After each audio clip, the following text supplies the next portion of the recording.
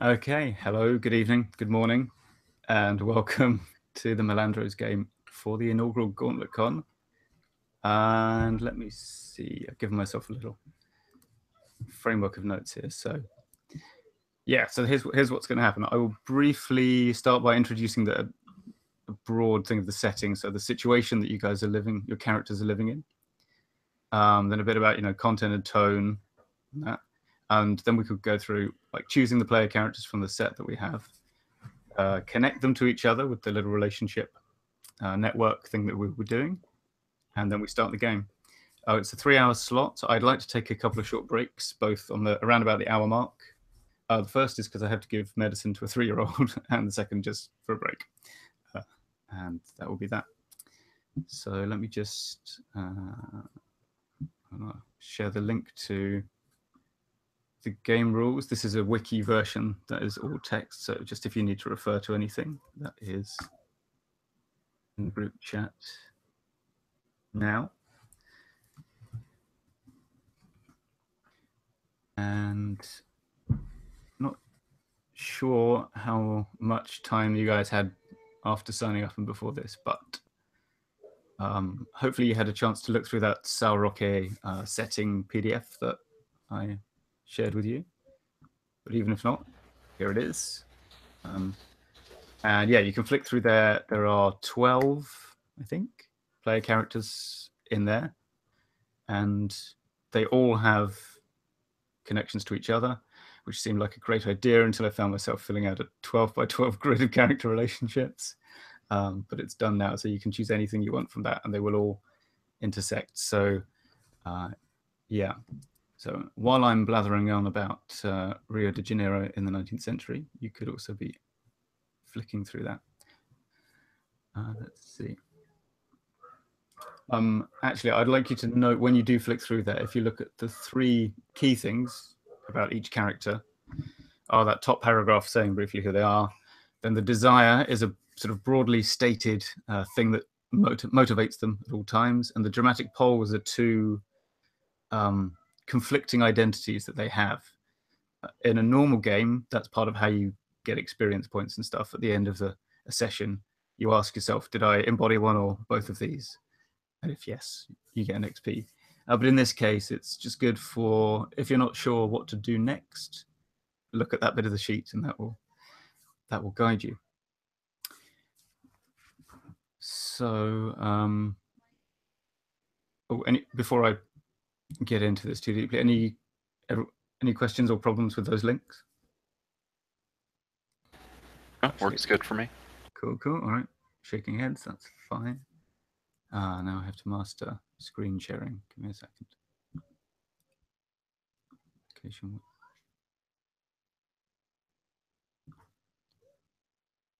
Okay, that should do it. If I go to... Aha! Okay, can everyone see a photograph of Rio de Janeiro in 1889? Yep. Great. Okay, so this is where you live, the bustling city of Rio de Janeiro. Just last year, Princess Isabel, the Crown Princess, abolished slavery by proclaiming the Lei Aurea, the Golden Law, which finally, formally abolished slavery in all of the Brazilian Empire. And Rio is the capital of Brazil at this time, and the biggest city. It's full of, impressive modern architecture of its day. It's packed with bustling commerce, mainly in coffee, rubber, sugar, cotton, things like that. There's also a big fishing trade, so that's also a big part of the people that you'll meet around the town. And it's also a cultural center, so music is a big deal. Rich people go to fancy balls that are much like those that you would see amongst the great and good in Europe. Ordinary people, samba has not yet been invented, but its predecessor, choro, is around, which is a kind of fast, joyous improvisational style. And there's a dance that goes with that called the machixe, sometimes known as the Brazilian tango. And from Portugal, you also have fado music, which is mournful and full of yearning, or saudade, as they call it. Rio is also a city of churches. There are many, well, there are not that many parishes per se, but there are, every parish has a church, and many kind of groups will have their own churches as well. So you'll see there's, one for soldiers, or there'll be particular, maybe a fisherman's association. They'd also have a chapel or a church somewhere. So there's one on every street. And almost with no exceptions, everyone in town is at least a little bit Catholic. However, but mostly hidden from view if you're just walking around the streets, the descendants of Africans brought to Brazil as slaves practice a variety of religious things, collectively known as macumba, which is a pejorative word that means effectively witchcraft. And where the church has priests, these groups have what's called Mães de Santos, or Mães de Santos rather, mothers of the saints. These are women who are able to communicate with the orishas, the divine spirits of the world. The other distinctive thing in Rio at this time are the maltas. These are street gangs who are largely affiliated with two of what's called capoeira nations. They practice that martial art. There's the Nagoas and the Guaiamuns, who are divided not on any particular ethnic or ideological grounds, but simply that they're two different factions. The Nagoa's color is white, the Guaiamuns is red, and each of the maltas holds a particular bit of territory, and they fight over it. And that's that. They're also known to sometimes go a bit wild. They'll do things like disrupting military parades with insolent acrobatics, or sometimes just slashing people with razors in the marketplace because they feel like it. Capoeira itself was developed by African slaves. There are many different kinds. The ones that you might be familiar with today has its roots in Bahia, far to the north of here. Carioca capoeira was much more, gang related. So the straight razor, the navalha, is a traditional weapon for it. And although it does have some of the game and dance elements, it's just as often a fight. And though it's not illegal yet, being known to practice capoeira will get you thrown in jail on a public disorder charge, something like that. They'll find something. And race is a big deal. So no one can be a slave anymore, but black children have little or no access to education. Black adults have very little access to anything but low-status jobs. And meanwhile, there are lots of immigrants that have come to Rio, mostly from Italy and Portugal, but from the Levant and elsewhere as well. And they don't exactly get a fair shake of it either, because there's a white Brazilian elite that controls a lot of things. And there are exceptions. There are, black and mixed race politicians and engineers who are artists who are famous, but they are exceptions. Malandros and malandragem. Maybe we don't need to go too much into this, but suffice to say that the at least one or more of your characters will probably be considered a malandro or a bad boy, bad girl by society at large, even if they don't really do anything to deserve that title. But the classic malandro is a kind of figure a bit like, actually Top Cat is a really good example, a sort of well-dressed scoundrel who always stays one step ahead of, not just the law, but society's rules. And your neighborhood, well, we can come to that later, but yeah, there's a big range. If you're poor, you probably live in a cortiço, which is a tenement, but around a courtyard. And if you're rich, then maybe you live in a townhouse or something like that. But we'll talk through. Maybe we'll kind of come up with some things about our neighborhood as we create the connections between our characters. And I think, yeah, that is it for now.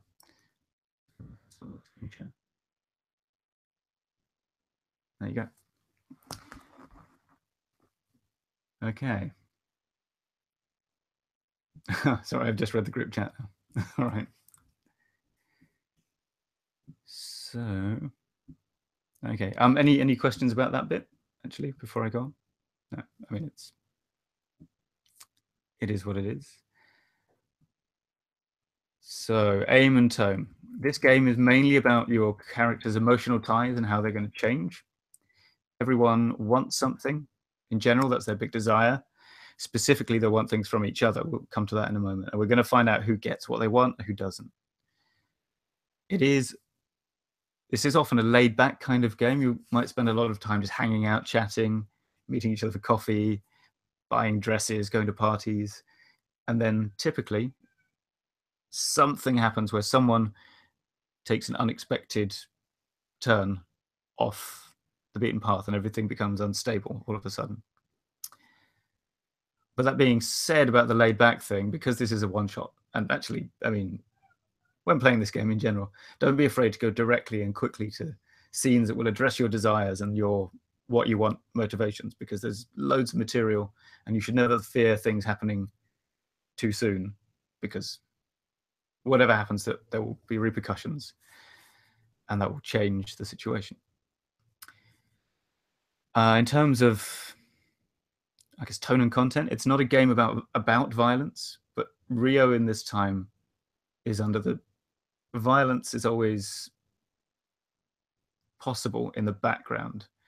The police are brutal, the gang fights and razor slashings, as I mentioned, and the fact that slavery was a thing until last year.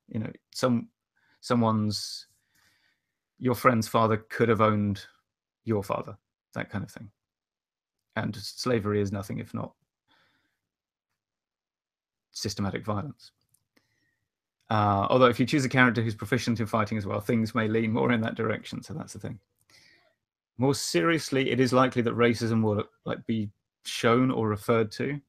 And I will ask that people I don't think you would, but just to be clear, I ask that people refrain from the kind of offensive language or slurs that we would associate with historical racism or current racism in English. Or in Portuguese, if you know it, don't say that either. Because we're effectively playing in translation, we can make clear someone's meaning without resorting to terminology or just crossing lines in that direction. And finally, the X card is in play, as is standard for the Gauntlet. So if you find anything disturbing or upsetting in a way that is not fun, say X card or signal it like this, or somehow we'll stop, we'll find another way forward. And importantly, no questions asked if someone does that. You just accept it and we kind of backtrack a little bit and find a different route forward. So I can talk less now. Does anyone have a character they would like to play? I want to play Mama Fonseca. That is a fine choice. Yes, owner and manager of the most popular food and beverage establishment in the neighborhood. Cool. Okay. Anyone else? I liked Thiago, the capoeirista. Cool. Okay. Wait a second. Is this the right one for Mama Fonseca? Yes. Okay. I'm imagining her as like an Al Swearingen on Deadwood type. Is that fair? That's cool. Yeah, exactly. Is that like her vibe? Yeah. Well, I mean, not necessarily, but it is now. Not like the murder and cruelty, but like the community part, right? That part, definitely. Yeah. The pig's out the back. Well, that was the laundry place, but yeah. Right. Yeah. But the more like community anchor type, one. Yeah, exactly. That's exactly what it is. So I will give you what I've done for the character sheets. I've made Google drawings that have the screenshot kind of as one layer. So here's Mama Fonseca. And you can, if you open that, I've also added your kind of little special move down the bottom right in each case. Okay. And if you use the line or scribble tool, basically on this character sheet, you only ever need to cross things out or erase that mark. So just do that. Okay. And I figured that would be an easier way than making a Excel sheet that I A, didn't have time for, and B, thought I would only make more confusing anyway than this sheet. Then that's that. Okay, so Tiago the Caporista. Let's find him. I like Antonio or Fortunata. Okay. One of the two of them, and I think I'd I'd rather do Antonio. I think. Cool.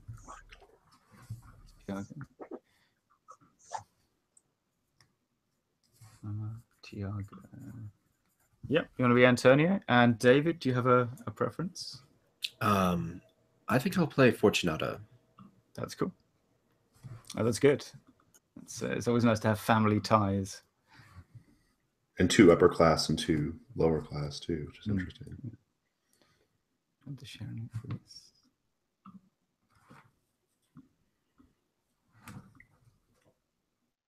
Okay, this is Antonio.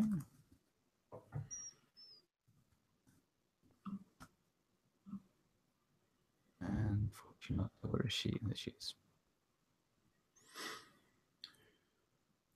So yeah, these are mostly ready to go. You know, I've taken the liberty of choosing all your ability scores and one kind of signature move, all that kind of stuff. But what has not yet been determined is kind of the most important part of group character creation in this game, which is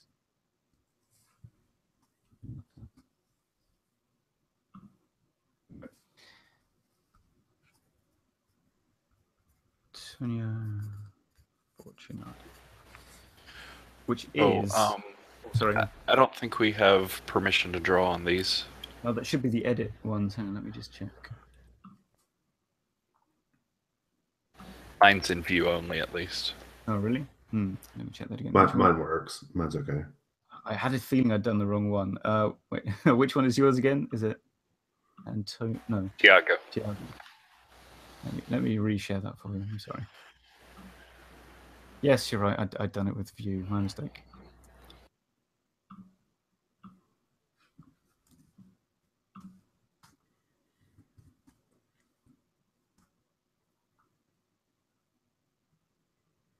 Okay, that one should work. Yes, you'll see that at the bottom of each sheet is a list of everyone. And in each case, there's a relationship. So I'm looking at Antonio's right now. So for Fortunata, the relationship is simply she's my little sister. And you'll see that the what I want, these are all either entirely or initially, they're about an emotional response that you want from that person. And sometimes they have a specific thing that you want them to do that. But in each case, you can't have it, or at least not right now. So what we'll do is we'll go around. Actually, yeah, we can just do one person will do all 3 of those at a time. You tell the other character what you want from them, and this is a sort of meta conversation because you're perhaps not aware of this yourself, but it's useful to know. And they will tell you why you cannot have that thing. So, for example, to use a character that's not in this, Antonio wants from Aranya, his sister's maid, subservience because he does not like her attitude, right? And then she might say, well, you can't have that because I don't actually respect you. I just think you're a kind of a tool. And that would be it. So then if he wants her subservience or to somehow change her mind, he's got to think of how to make that happen. And that then is what drives the scenes that you will have together. Does that make sense? Yeah. So let's go from left to right on my screen. Number 1 is David. Would you find the first person, I guess, alphabetically on your list and tell them what's up? Yeah. Let's see here. So Tiago, I see him playing Capoeira. And what I want, romance. He's exciting and forbidden. And then the next one is Antonio, correct? I guess, yeah. And he is my older brother, and what I want is respect. And then Mama Fonseca, She's relationships. She's someone to look up to, and what I want, respect again as a capable person. So slightly different kind of respect, perhaps. So yeah, okay. Well, Tiago, let's do that one first. Why can't she get that from you? And what was it again? Sorry.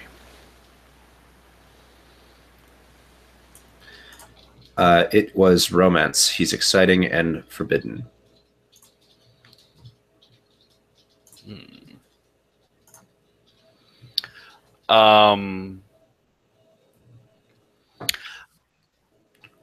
I think you're not the first sort of upper class woman that's fallen for him. He is nice looking, but one of the things I really liked about him was on this picture. He's got these like nasty looking scars running up and down his face, his cheeks there. So I think he's been like severely punished for getting in relationships he shouldn't be in before.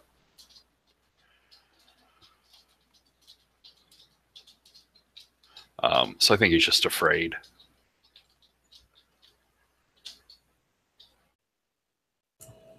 That sounds fair. That's good. That's solid. Antonio. And once again, what I'm looking for from you is respect. I imagine that I've always seen you as sort of frivolous, and I think you make bad choices both with your heart and with like your time.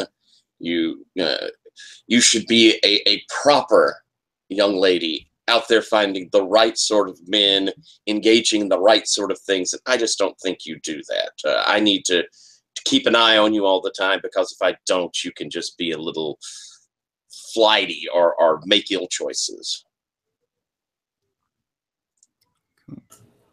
Okay.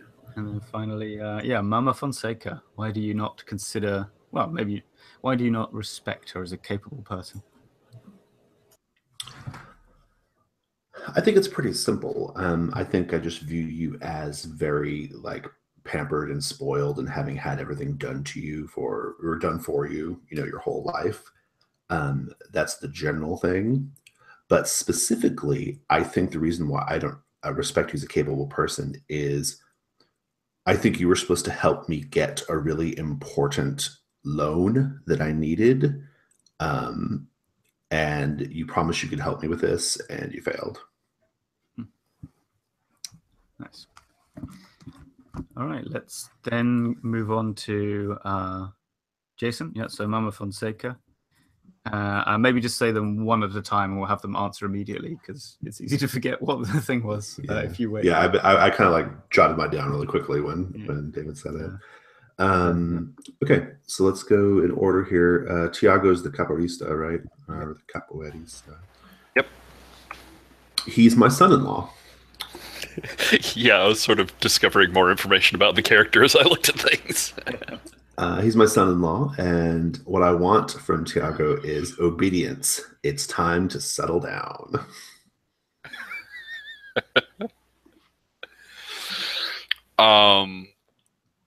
Why can't I have this?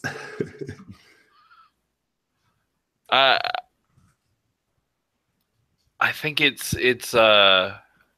you have a very successful business going. Is a restaurant, right? Yeah, food and beverage. Yeah.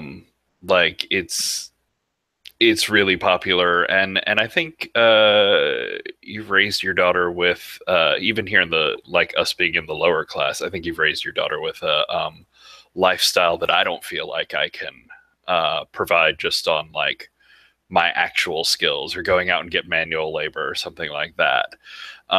So until I can find some other source for that sort of stability, like I'm going to keep going out with gangs and doing illegal things because it pays better. It keeps her sort of satisfied with the life that she has, and I don't know. I'm looking for something better, but haven't found it yet. Let's quickly decide what your wife and your daughter's name is. I think that might be important. Any thoughts? Maybe just like Maria. Is that Portuguese appropriate? That's like almost everyone in, Yeah. in Portugal has got Maria somewhere in their name. Sometimes within the men. Yes. All right.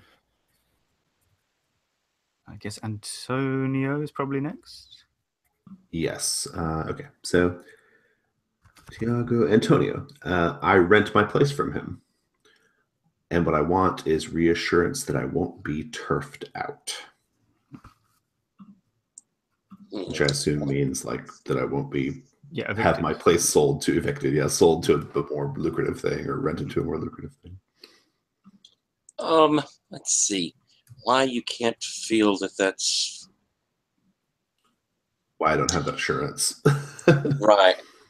I think that you're such a fixture of the neighborhood, and that that's garnered you a certain amount of power and influence. And I don't think you always show me that the proper respect that I expect. People come to you and expect a bunch of show you so much respect, but then in turn you don't show me the proper respect as a landlord, and of course as an upper class gentleman. That's solid. Depressing but solid. Yeah, nice. Yeah, that's good. Awesome. And then that leaves Fortunata. She's a big spender, but annoying. And what I want is respect for me and my regulars. And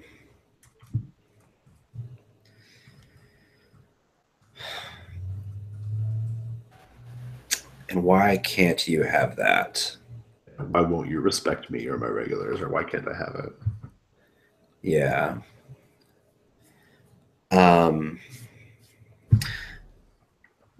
I think it's because we misunderstand one another.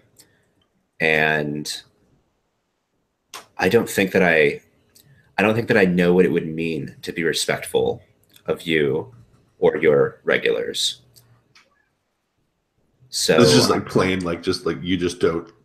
I don't get it. You didn't get it. Yeah, you just don't get it. Okay, good. Just complete obliviousness.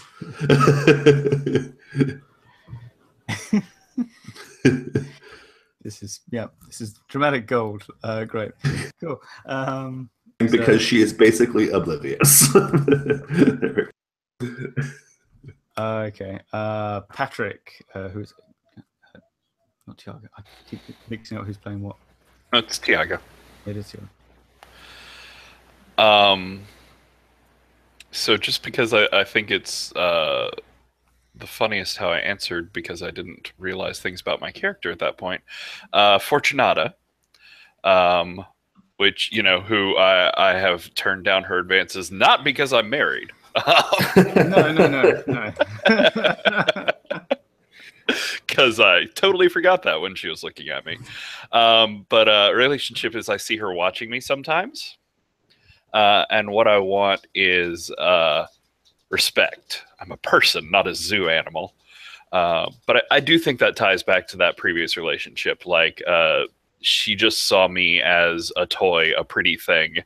And when trouble came up, she was not willing to protect me at all. So if I'm going to go down that road again, I want you to actually see me as a person. So what you want is respect, and I have to tell you a reason you cannot have it. Right. Yeah. I think it's the same kind of thing that I have with Mama. It's just like, I don't know what it means in your culture to respect you, so I don't think that I'm ever doing it quite right. She's just raw privilege. I kind of love it. Like, yeah, you're like raw privilege. That's actually, I'm just writing that in my notes. Raw privilege. Yeah. Yeah, I think that's the answer here. Okay. Who's next? For Antonio, relationship is I robbed him one night, so that's fun. So much in here I forgot what I'd written, but yeah. Cool. And what I want, and I can't imagine why you wouldn't want this as well, is for you to suffer for your greed.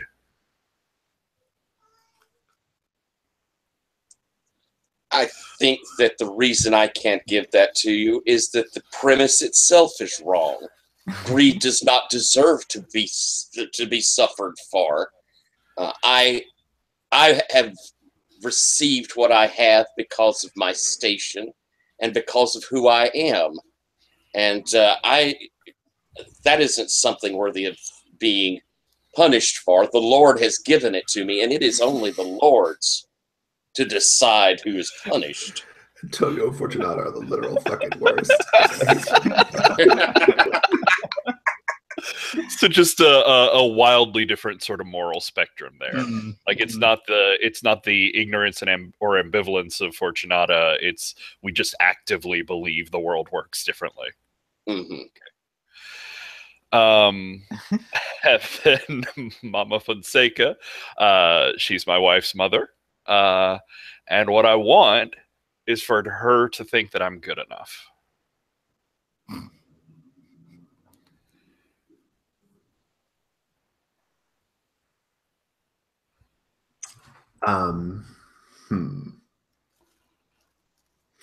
You want me to think that that you're good enough. I think the reason why I don't give you that is because I had a very messy, torrid affair with your father when he was younger. Hey.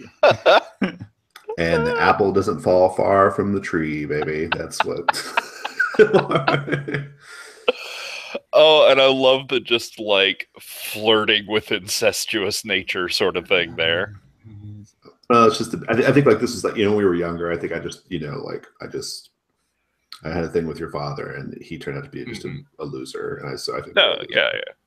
It's just like we're repeating that pattern, probably not even knowing about that relationship. Possibly. Oh yeah, that's pretty good. I like that. Like the idea, like you don't actually know. That's why I think that about you. Like, you would never like admit to that, especially to me, I think. Yeah, that's solid. Cool. And then let's get at Antonio and his emotional demands. All right. Thiago. He helps with vote rigging. Oh yeah. And I want respect from him because I'm a reformer. I'm out there trying to change the system. And obviously, if I'm doing it, I'm trying to change it for the better. So respect as a political reformer. God.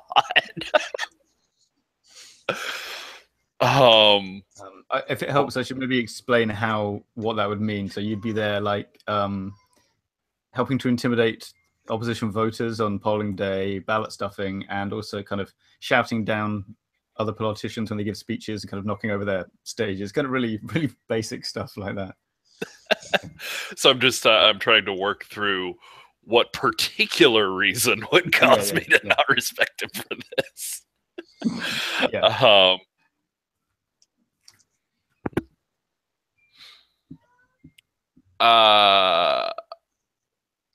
I think what it is like when you hired me, convinced me to start doing this for you, basically, I think you had almost gotten my respect. Like I feel like you gave a really good speech. Like you were really convincing in how much you wanted to go in and change things. But I'm not educated, but I'm not dumb. And we've been doing this for a little while. And I've seen sort of the results of the things that you work really hard to get illegally passed are really helpful for people like you and Fortunata. And they're not particularly helpful for me or my wife or Mama Fonseca or anyone else here out on the street. You don't understand trickle-down economics. Oh, Jesus.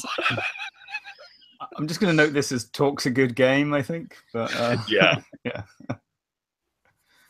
Okay. All right. So you've discovered that I'm just not really reforming to help the people, and okay. Yeah, I've stopped believing in the reform that you're looking for. Okay. Let's see. Down to Fortunata. She's my little sister, and I want her obedience, and for her to steer clear of these proles. Being amongst these lower classes, they have their uses, but it's not spending your time with them. You can't have that because I'm on their side in all of this, and I believe in them and that they are, the people that we should be looking out for. Now, I don't necessarily know what that means, but I believe it. God damn it! Yeah, I feel like there's a great big asterisk on that statement. So. Is there an element of you feel that way just because I feel the opposite? Do we have that little bit of a relationship? I probably am just contra to whatever your stake is in most things. But I think it runs probably deeper than It's just because that. I think there's more there. But okay. Excellent. And Mama Fonseca, she leases her premises from me, and I want respect from her as a proper tenant, for her to recognize who I am and the respect I deserve.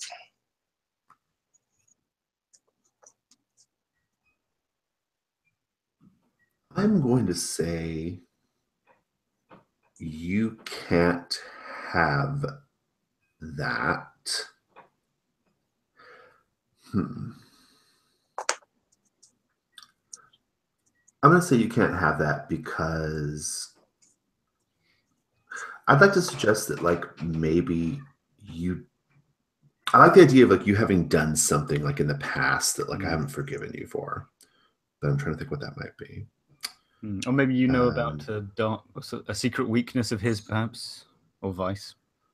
Oh, that's pretty good. Yeah, I like that. Okay, that's perfect. You can't have that because what would have been the drug of choice back then? Laudanum, maybe. Laudanum. Or, okay, I think you're a laudanum addict, and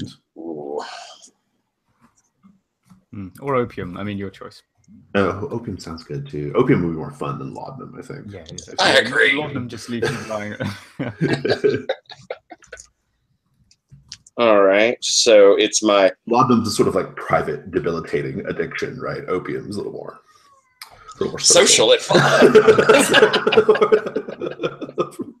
It's great at a party. Okay, so because you know that I frequent the opium den sort of things, and so okay. Right, exactly. Yeah, exactly. Yeah. That's why. I know that you're not what you say you are, essentially. Do you have any shame of that, or is that just something you do and you're every man is allowed his vice? It's probably very much that every man is allowed his vice, but I also probably wouldn't. The fact that I kind of need it is something I would be embarrassed by. The fact I do it would not be an embarrassment.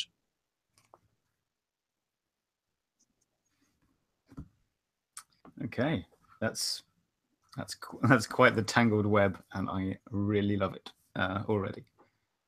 So let's see. I think we can. I suppose it would be a good idea to outline the how the game rules work, right? So this is one of those games where you take it in turns to set the scene, right? Or call scenes is the terminology. That's done randomly for you, but not for me. So I've written down your characters' names on 4 cards, and so they'll come out in a random order. And then each time when everyone's had a go, then it's my turn to call a scene as the GM. When it's your turn, you have to tell everyone who is in the scene, which includes other people's characters if you want. And if they don't like it, for various reasons, there are procedures for dealing with that. But you say the whole thing first. where and when it takes place, and broadly what is happening. You know, just like you would for any role-playing game. But the fact is that that responsibility passes around the table. When you do that, your character must also have a goal in mind, why they are doing whatever they're doing in the scene. And you don't necessarily have to say it, what that is beforehand. You can, or even know what it is beforehand sometimes, right? You just sort of figure out, like, what did I really want from that conversation? Oh, that, for example. But it can be useful to say so just up front, to, you know, so everyone's on the same page. And sometimes it's just pretty obvious. If you are going to talk to someone or otherwise interact with them, and it's a player character or a significant, whatever that means, NPC, and you want an emotional response from them, so any of those things on your what I want lists, or you know, you need a favor or a show of obedience or just some sign of friendship from them, anything like that, that's what's called a dramatic scene. We'll come to what that means in a second. If you're pursuing a practical, concrete goal, like what happens in most role-playing games, you know, picking a lock, fighting an orc, or more likely in this case, picking a lock, fighting a policeman, that is called a procedural scene. And it won't always be clear which of those two things it's going to be when you first call it, and that's okay. We'll just figure it out as it emerges. If when your turn is called, you can't think of anything right away, that is fine. Just take a moment to think about it. Look at your desire, your dramatic pulse for inspiration, or you can ask people for help. And if it's not your turn to call the scene, and I have found this is important, you have to wait until the scene caller asks for help before you can offer advice.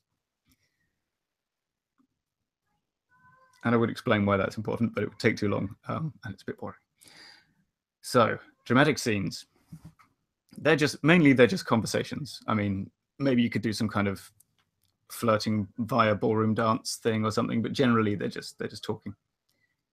When you get what you want emotionally, and that's important, from another player's character or my character in a dramatic scene, you give that player a drama token. And we don't have any of those each at the moment, but we will. If they don't give you what you want, they have to give a drama token to you. So let's give an example. Let's say, you know, Antonio wants obedience from Fortunata. He says, you must attend this particular event. And she says, okay. Then Antonio gives a drama token to Fortunata. If she refuses, thus not giving him the obedience he wants, then the drama token goes the other way.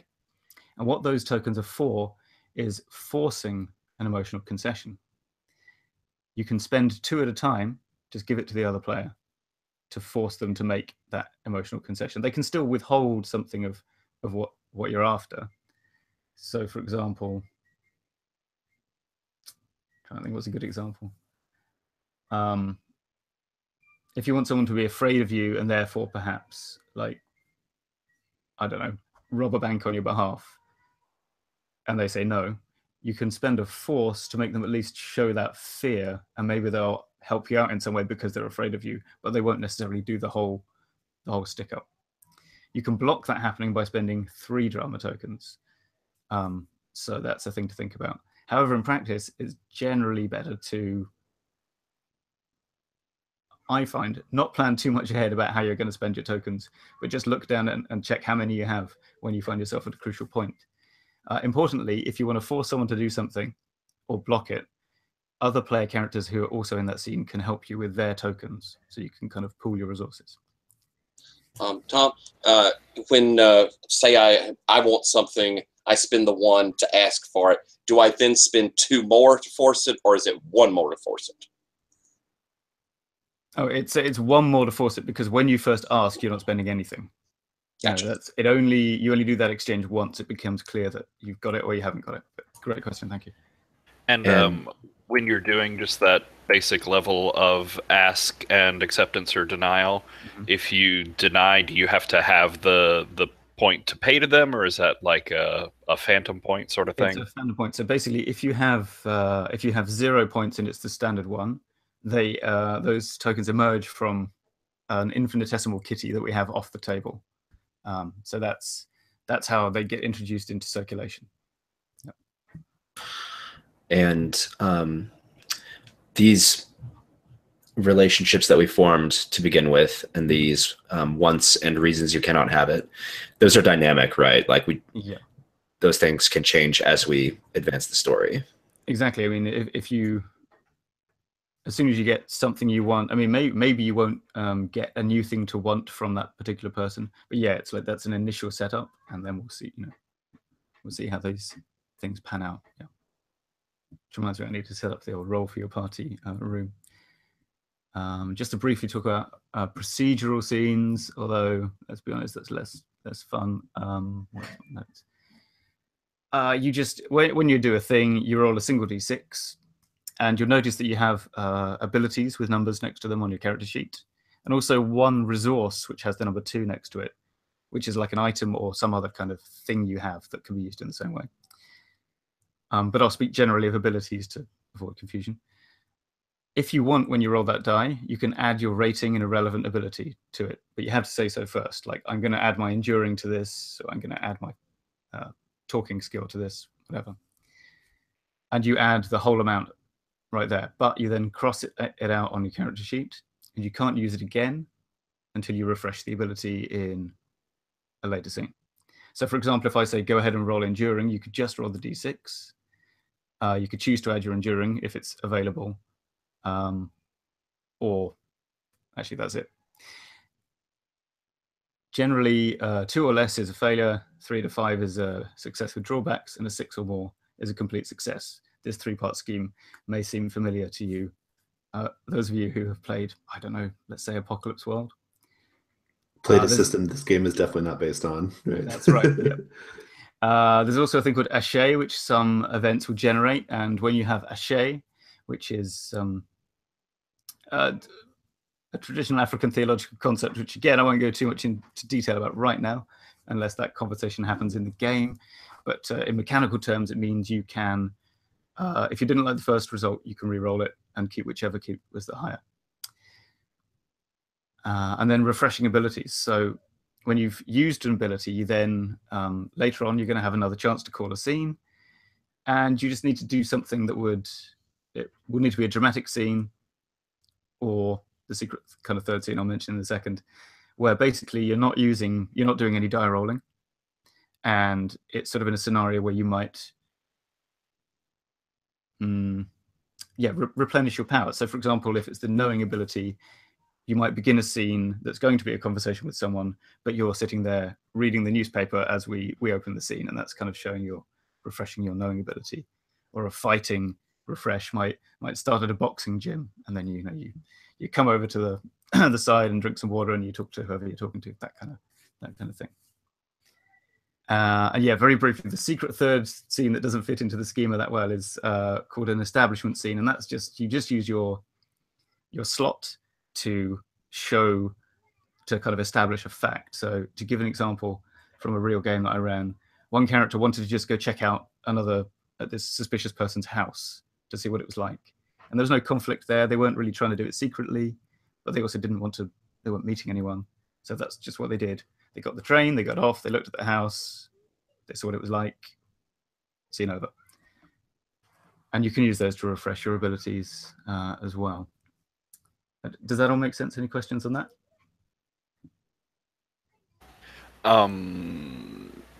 Signature moves, do they cross off an ability, or do they cross off or anything like that? Well, it depends on the one you've got. So let's say if it involves a role, so like Mama's Fonseca says, roll business. She's got a business skill, so that's always an option. You can choose not to spend the ability, or you might just not have it available because you've already used it, in which case you just roll the d6. But it's always optional to use. Okay, so if your signature move calls for an ability roll, you can still just roll a flat d6. Exactly. Cool. Okay. So let me see. Actually, it is coming up on 9 right now. So if it's okay, I'll take a quick break. I'll go and sling some medicine into my son who has has kind of a cough. And actually, I think Fortunato, you have a classic start of session move. Would you like to roll that now? And then when we come back, we'll start with the first actual scenes. Is that okay?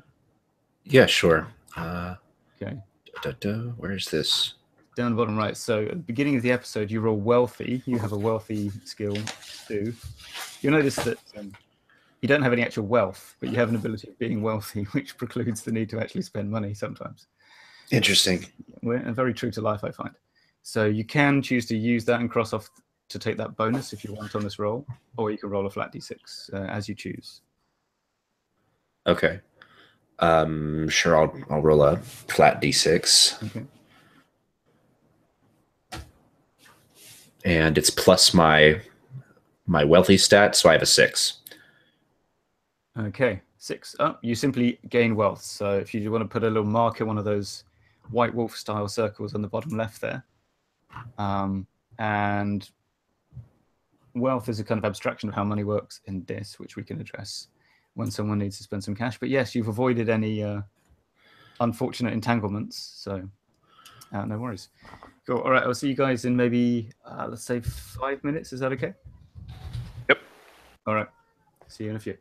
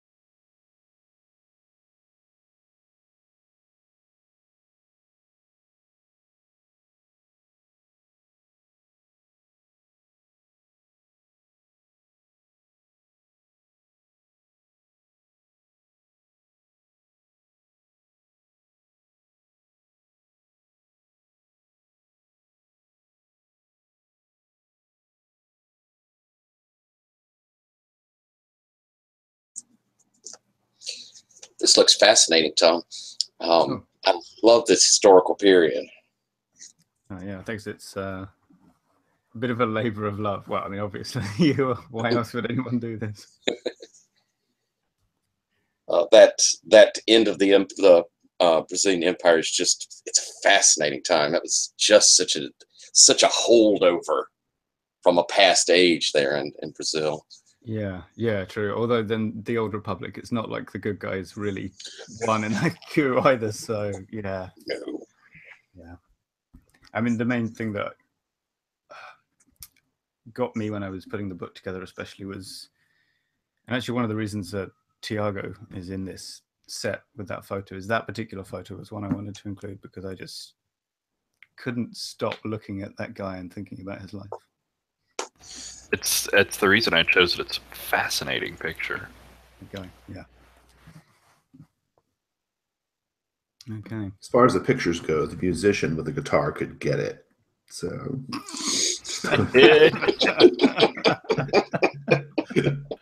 You're not wrong. I don't know. If I had a nickel for every guy like that I saw on the quad. It's true. Yeah, that's a totally fair point. Yeah, fair point. Oh man. Okay. So, if we're all prepped and ready, I've popped a link to the Roll for Your Party room in there. You can roll dice in there if you want, but it's fine if you just want to roll a real one and tell us what you get. That's mainly just so we can keep track of the tokens as they appear. Hopefully that token thing works. I haven't tried it out in anger, so to speak. So I'm sure it's fine. We used it for Pugmire the other day. It seems to work fine. Yeah, cool. I mean, all we have to do is generate them and then move them from one name to the next. So it's actually won't be that complex. So as the GM, it falls to me, and indeed is my privilege and right to call the first scene. So I think what I would do is, actually, let me share one more link with you. This is the this is clipped from the Sauroke PDF, but it's just the sort of other. Hang on, let me check it's the right one. Yeah, just the other people around the neighborhood faces and names, because one of them is going to be in this scene. I will call some dramatic scene to begin with. It's going to be set at the big house on the square, Praça Sauroke, and Barbara the nanny will be in it along with Antonio. And it's in your office, study, whatever you'd like to call it, but whichever, the room where you do your work in, Antonio. Okay. What's that like? What could we? How would Antonio decorate a place of business that was his? He probably tries to imitate the European feel, so it's done with the expensive woods from out in the rainforest, dark woods. He has books, probably map up around. I don't see him as much of a hunter, so it doesn't have like dead things hanging on the wall or anything. But he probably does consider himself a bit of a cultured man. So he has some paintings up, almost exclusively Europeans. Nothing from the native culture. And he has beautiful furniture, and he is pretty much consistently smoking one of his opium-laced cigarettos. So when Barbara comes in, and well, actually, she's the nanny. Does she look after? Do you have children, or is she looking after some sort of young cousins or something that live in the house? You think it'd be interesting to say that maybe I'm a widower, and I do have a young daughter, probably somewhere in that 6-year-old range. Right. Okay. So yeah. So then Barbara is your daughter's nanny. Yeah, she's a young black woman originally from Pernambuco State, so not a peasant, but certainly from a poorer part of the country. And when she comes in, and she has a nerve stiffly, I would say, in that sort of formal Victorian dress, the one Mhm. with the highish collar, and hands clasped in front of her. She looks nervous. And what sort of state are you in? Are you actually working, or are you just smoking opium-laced cigarettes? Or I'm probably working. I probably got something on the desk sitting there, going over books, probably. sure, she doesn't even look up at you. Actually, she just says, "I'm very sorry to disturb you at your work, Senor Antonio." Yes, Barbara. What is it? Well, you see, sir, if it's not impertinent, I wonder if I might ask for an advance on my wage for this month. You see, is it impertinent, sir? It is not impertinent to ask, Barbara. Asking is fine. Why would you need this advance? You're paid quite regularly. Well, it's to do with my family, sir. Back in Pernambuco, they've come into some dire straits recently, and I'm afraid they need me to send them some money, sir. Barbara, it always seems that there's some troubles, isn't there? Well, let no one say I'm not a kind and generous man. I can do this for you, Barbara, but it is not something that we should be in the habit of now, is it? No, sir, and I promise I won't ask you again. But thank you, sir. Of course. And I suppose I'll arrange for that to be said. Yes. You will have that by the afternoon, Barbara. She gives you a deferential nod and backs out of the room and closes the door behind her. So I could just keep finishing scenes and then reading the group chat with the commentary. Yeah. So there you go. That's a simple dramatic scene. And what I wanted was, I guess, a show of mercy, perhaps, and to arrange for the advance. And actually, I should have asked for a loan so that you'd have to spend wealth. But since I said an advance on wages, that won't really cost you any money. So let me just create. That's good business. There's one. So it's just, okay, it's purple. So in roll for your dice, I'm just moving a token over to Antonio. So he's got 1, everyone else has got 0. And let's see whose turn it is to call the next scene.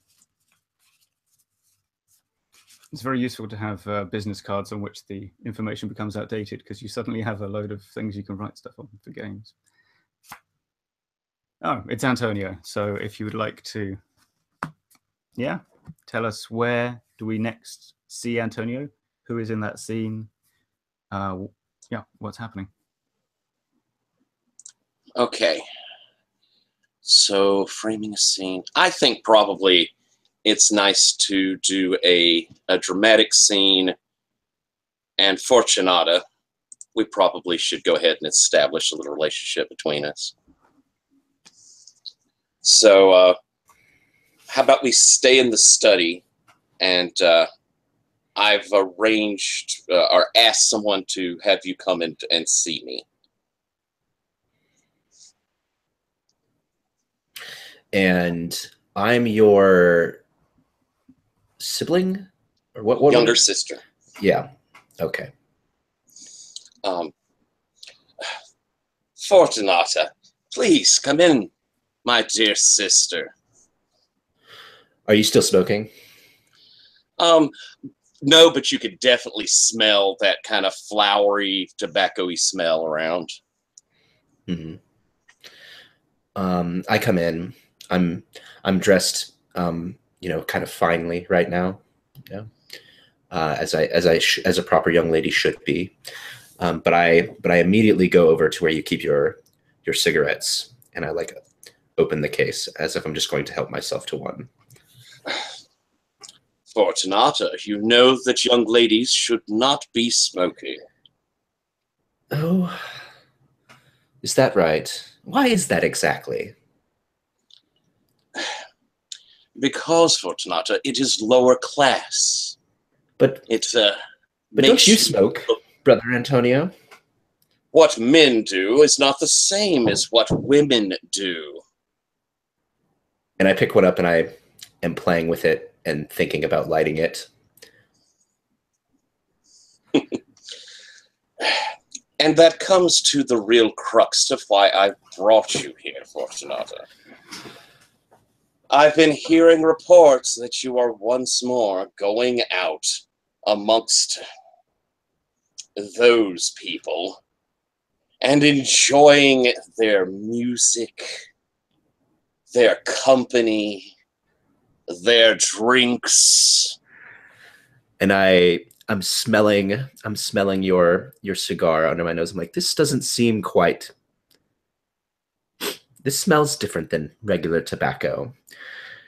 What, are you keeping tabs on me like mother and father used to, Antonio? There was a reason mother and father had to do that, wasn't there, Fortunata? Not as I see it. I'm doing just fine. If you continue to... No, go ahead. My portion of their estate is doing rather well. Our reputation, Fortunata. Our family must maintain our reputation. Should we lose that, then what do we have? I think these cigarettes are gaining you quite a reputation. And I put it back in the box. I do not understand what you mean, my dear sister. I have maintained a sterling reputation. If you say so, but I don't feel that the people are behind you like they used to be. Politics, another thing a woman should not be involving herself in. Yes. And what should a woman be involving herself in? So far, it's not cigarettes, not politics, not anything to do with anything. I'm sure you don't like the fact that I maintain my own account books and ledgers and make sure that my estate is thriving. Fortunata, you need to find a decent man. And why is that? You're not getting any younger, Fortunata. You are nearly 20.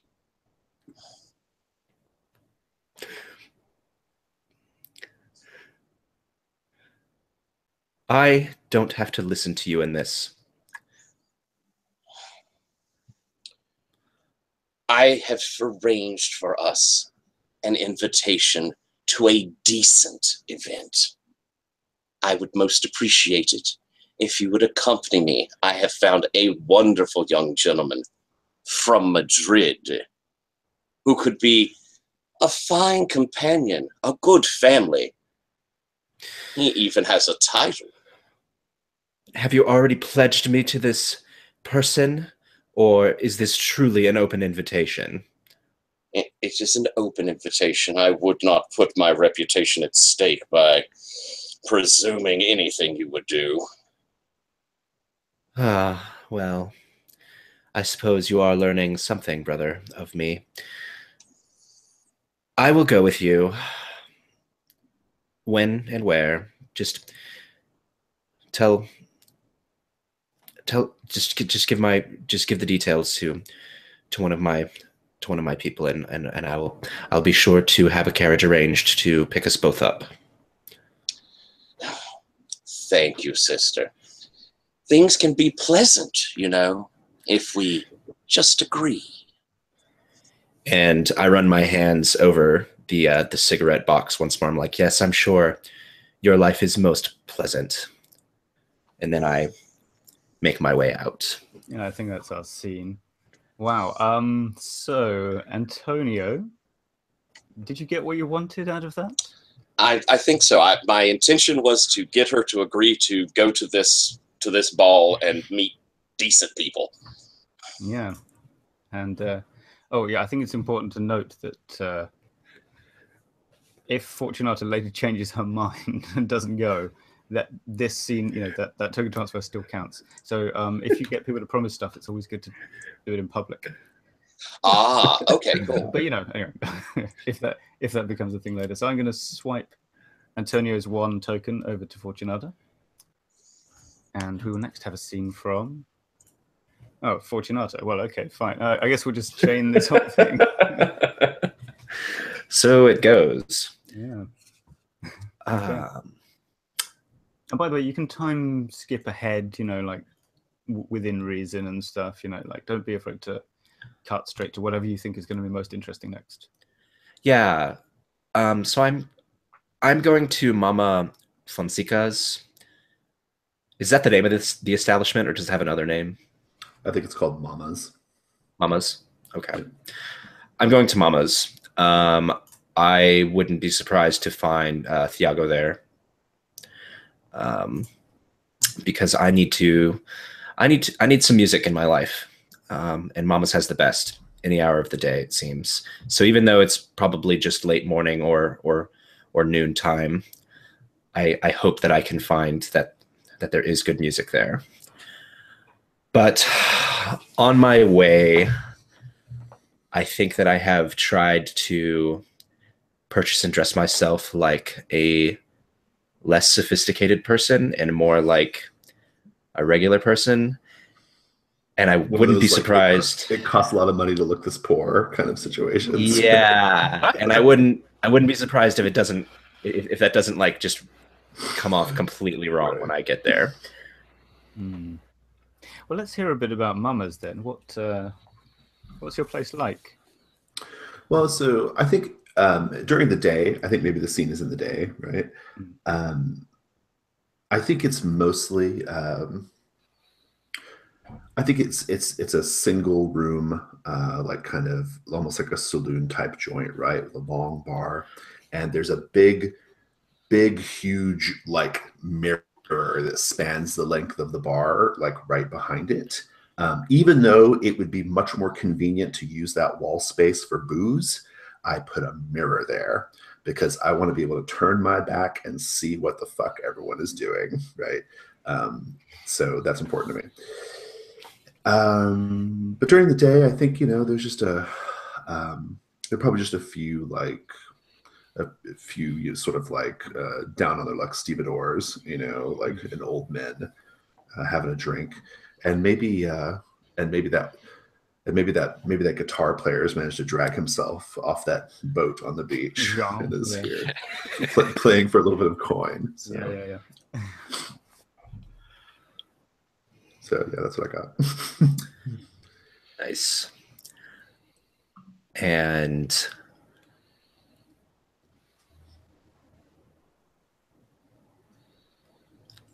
I come in, and I'm looking the way that I've previously described.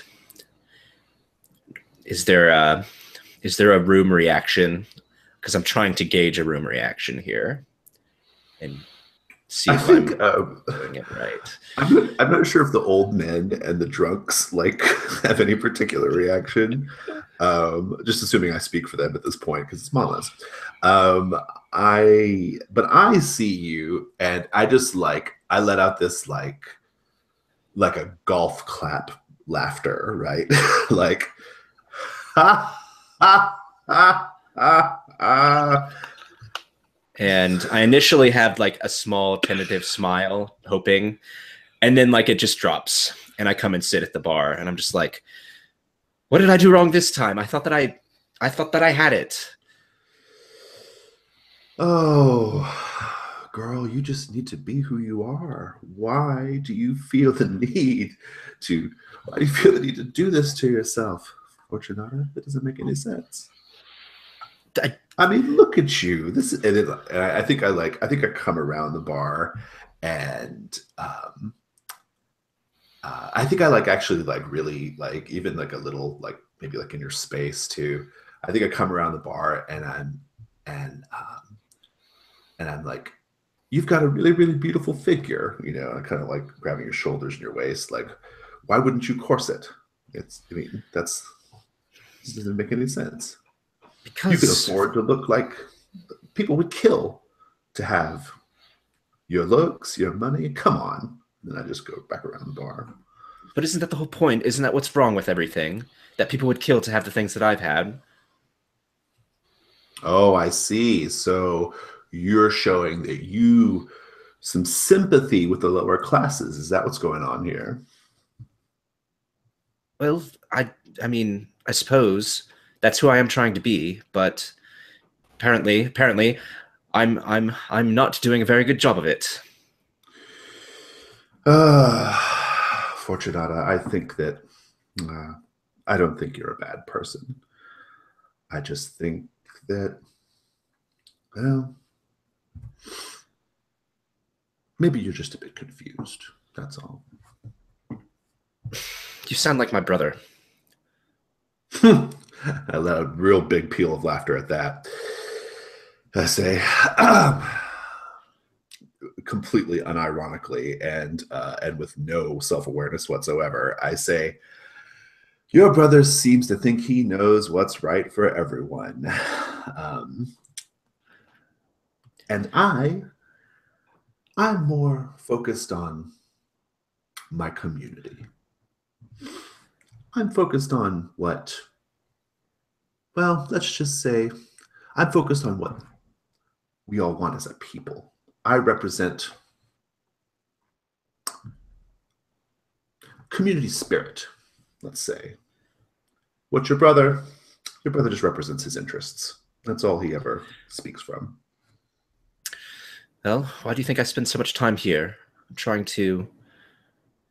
want to help. Child, if you keep spending your money here, you can come in dressed however you want, any day of the week, any hour of the day. How's that helping the community, though? And I'm like immediately parceling out money for something. Money makes the world go round, dear. Money makes the world go round. You do plenty. Circulation, the velocity of money. That's important. That's a purpose that you serve. And I think I'm like worrying at my lip right now, and I'm like, it can't just be as simple as that. It can't just be I come here, spend my money, and that's what's good for the community. Girl, spending money is well within your capability. I will remind you that when I needed your help with something a little bit outside of your core competency, you were unable to get it done. It wasn't, and I'm just kind of like cast my eyes down and like mumbling an excuse under my breath. And it's actually like a really legitimate excuse.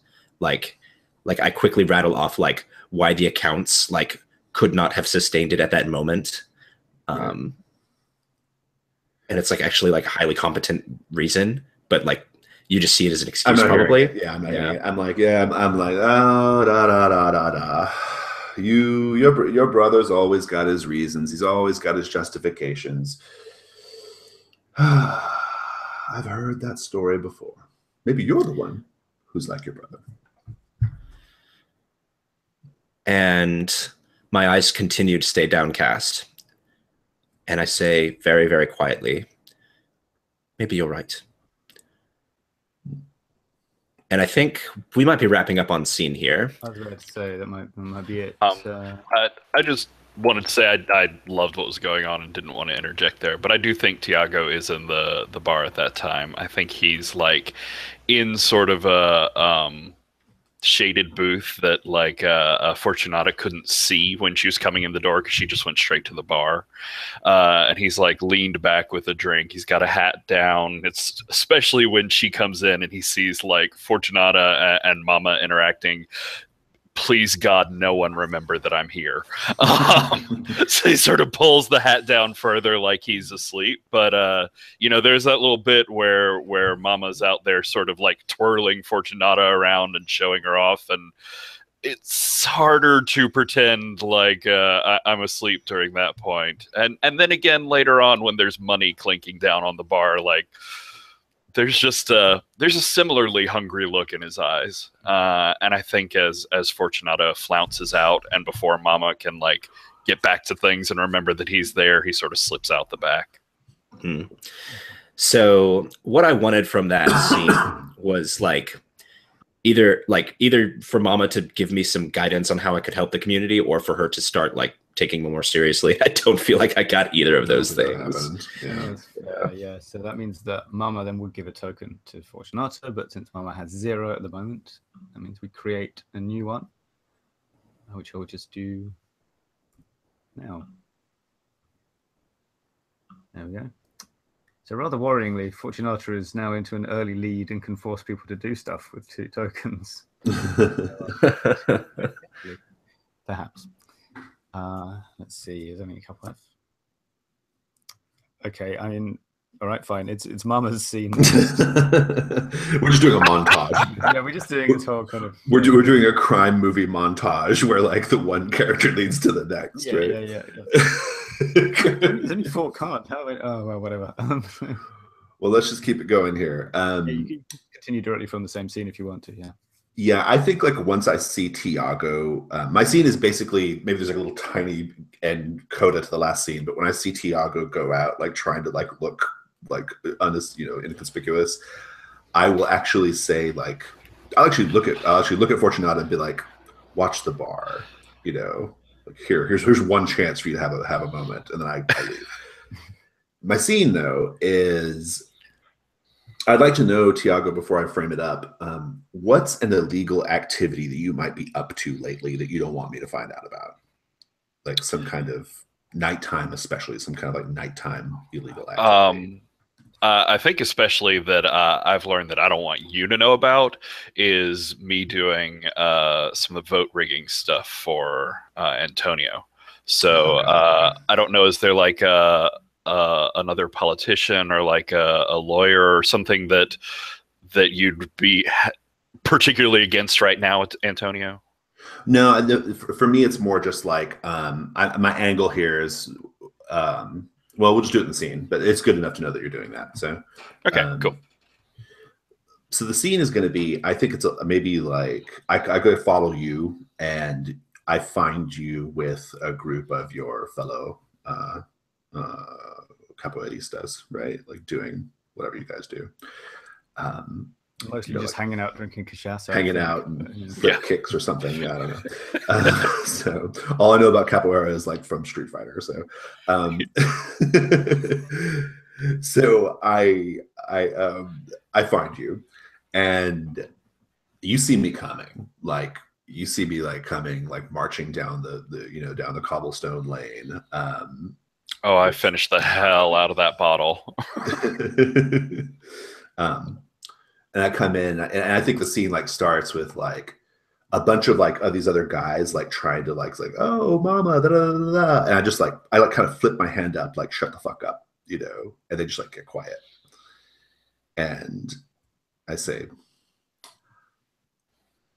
my wonderful beloved son-in-law. Mama, you here to dance? We got the music. I have a different song in my heart, Tiago. It's a lament for my poor daughter who has managed to attach herself to someone like you. Oh, Mama, you shouldn't frown so much. Your face, it'll get stuck that way. My face was born this way, Tiago.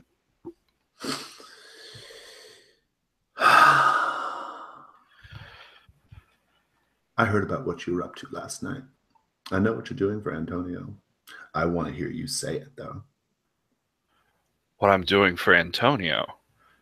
What I'm doing for Antonio is providing for your daughter, providing for my dear wife, Maria, providing a life that she's gotten used to. But I've begun to do like predatory.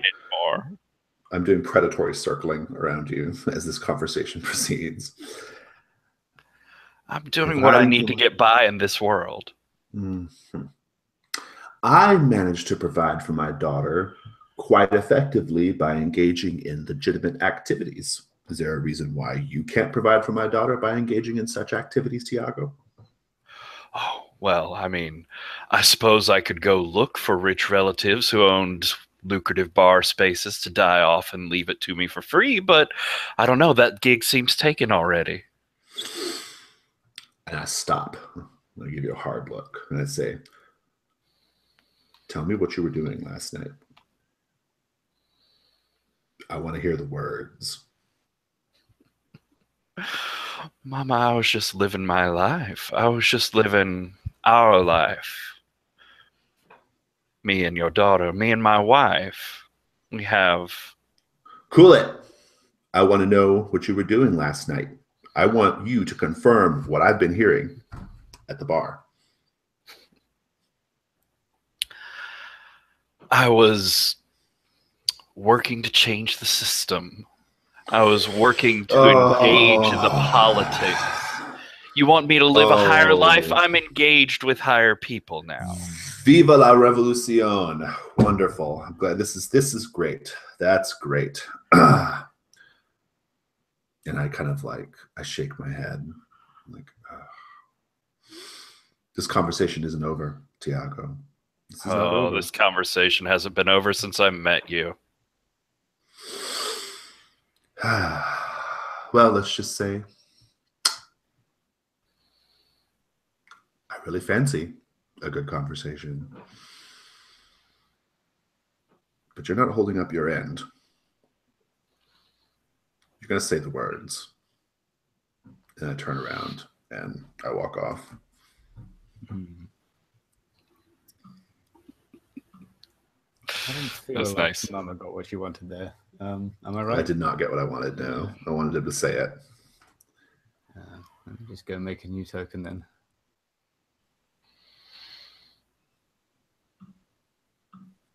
So that leaves just one more of our cast to begin a scene, and that, of course, is Tiago. Thank you for your patience. Yeah, where do we see Tiago next? What's going on, and who else is there? So I think we're gonna move forward to that ball. I think Fortunata and Antonia are obviously there. And Fortunata, I imagine, looks various shades of bored and unhappy. And I think just in the middle of a dance, because this is a very high class occasion, right? Right, it's gonna be like a candlelit ball with sort of huge dance floor and balconies and stuff. I reckon, yeah. So I think just as a dance is ending and the music is starting up again, Tiago just sort of sweeps in from the side gallery somewhere and grabs Fortunata's hand, and he is dressed in a very fine suit, which Fortunata may or may not recognize as her brother's, because it wasn't just valuable things that I stole when I was there in his house. And he's here to, Fortunata keeps running across him in the slums, in sort of the bars, and they've danced together a lot, but it's generally the sort of lower class dancing that she's sort of looking for. And he wants to prove to her that, he can be as skilled and as smooth and as formal as any of these people here. He can wear fancy clothes and blend in with them where nobody notices. I think it's slightly undercut by the fact that the suit pants are just a little bit too short. And I think the jacket sort of stretches across his biceps and his chest in ways that don't quite say respect me for my mind. Well, how do you want to handle this? Do you want to sort of have a bit of a whisper conversation on the dance floor, followed by whatever Antonio's reaction is when he spots you? Does that sound good, or what do you think? Yeah. Yeah. Okay, cool. So yeah, let's get Fortunata in on this first. Okay. So So we're dancing, and we're dancing to music that is not the normal kind of music, and we're dancing in a way that we normally don't dance. It's more rigid and formal, and you're I don't want to say putting on airs, but you're not He's like being you very, normally like, are. Yeah, he's being very stiff and formal. He's normally really like fluid in his movements. That And grace is still there, but he's very like spine straight. yeah, and I'm like, I wish they would play something local so we could dance properly. This is the worst kind of dancing and music imaginable. But what are you doing here? And where did you get this suit that you're wearing? I'm here because, as far as I've heard, this is the proper sort of dancing. I thought this was the dancing you were raised to sort of revere. Yes, I was force-fed this sort of dancing since I was a little girl, and it's uninspired. But of course I can do it. And I think just sort of surreptitiously in one of the twirls that we go into, like he throws in a little spin and a little footwork there that wouldn't quite be accepted. It's how you view things. See, you can bring your spirit into anything. And I think that ends up with us getting like closer than a proper dance would call for. And I run like my hand along the side of your head, and my eyes kind of light up wickedly, and I give you a small smile and I say, now that's more like it. And he sort of leans into your hand but shakes his head, and like in the next twirl does a duck under your arm and gets you back out to the proper length for the dance.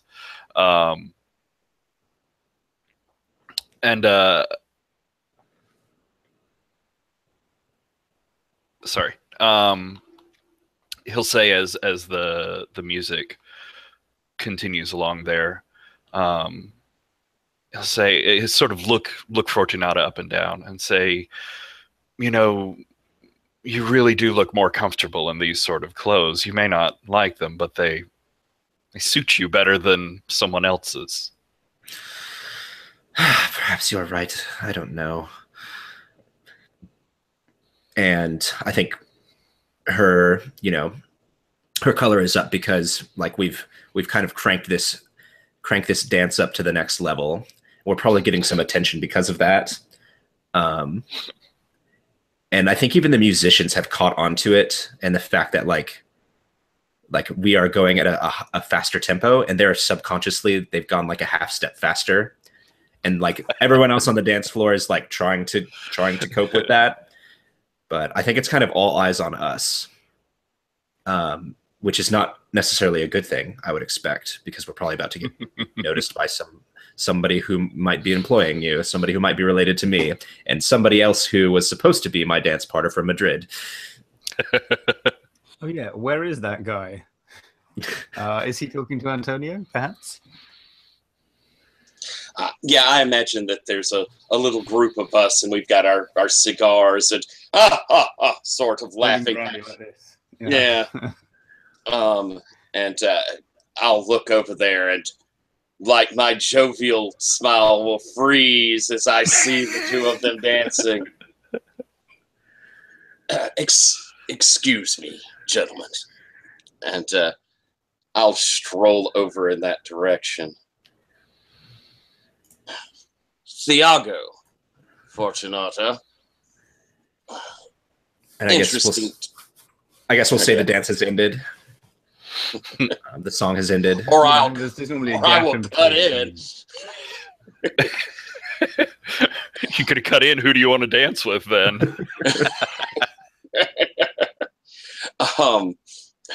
Fortunata. Thiago, I didn't realize you were invited to this party, but it's very nice to see you. I had intended to get in touch with you soon anyway. Fortunata, Don Miguel, I'm sure would enjoy your company. Surely you would find it a little more appropriate? I think Tiago just looks over where he's pointed, gives him, like Don Miguel, a once up and down, just... I thought that we came here to dance, and Don doesn't seem like he wants to dance. And if he so enjoyed my company, perhaps he should have spoken to me while we sat and had our dinner. But he seemed preoccupied with you. Are you sure he's not here to see you? He is here to see our family, and he may be a little awkward with that stutter. Yes, it's delightful that he brings that to his footwork as well.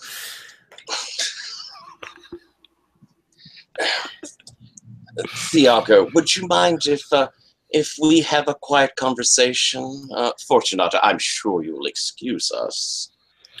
I'm so okay. sorry, business does call, and he'll sort of wink at Fortunata as they walk away. Yeah, so I'm going to call that's the end of that scene, and the next one might be that conversation. But yeah, it's so yeah. What Tiago, actually, that was your scene. So what are you after? Do you feel like you got it?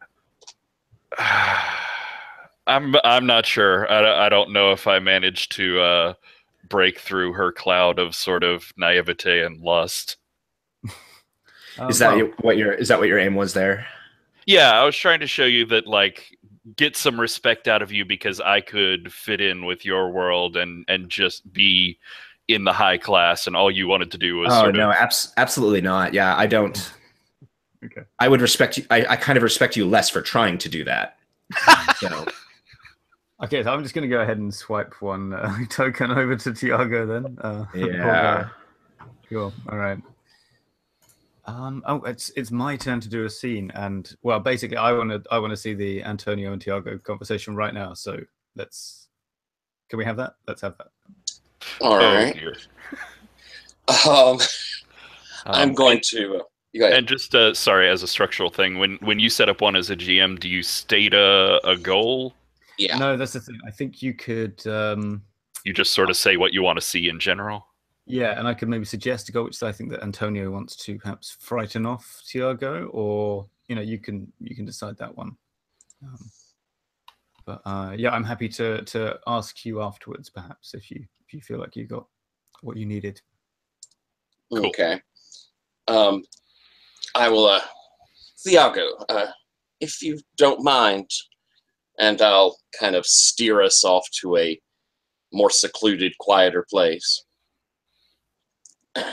It's impressive to see you in this environment, Tiago. You are a man of many, many capabilities. I'm quite impressed. I would swear I have a suit very much like that. It fits a little better, but it's quite fine. And I think, like, as we've moved away from the sort of general company and maybe behind like a corner or a door or something, like he has pulled off the jacket and is sort of holding it low to just try and maybe you won't quite notice. It's very uncomfortable when you say that. I'll motion and have a server bring us drinks. I just have to say, I mean, I've been inspired by your work in the community. I realized that maybe the life I was living wasn't entirely the one I needed. I wanted to expand my experiences, my social circles. I wanted to better myself because of you. Well, that's an admirable quality, Tiago. Ain't it just? And this is a perfect example of exactly what I'm hoping for. Brazil, the empire, it's changing. Look, you're here. See how things are getting better? Yeah, you've brought real change to the streets, real change to my life, at least. Things are going to change even more, Tiago, and you're going to be a part of it. Parliamentary elections come up soon, and my reform comrades, we are going to find a way to take majority in Parliament. The days of Empire. That is so old. We're going for the future, my dear boy. All of us will be lifted up. You, me, everyone. And yes.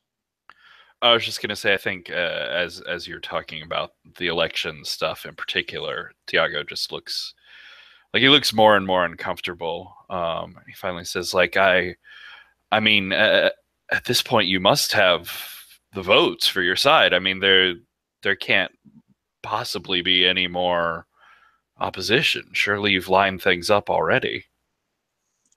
There's plenty of our votes. The point is to make sure there's not so many of theirs. Are there really so many of them left? Well, we need to make sure of that, Thiago. This is a fine, refined place that you found yourself in.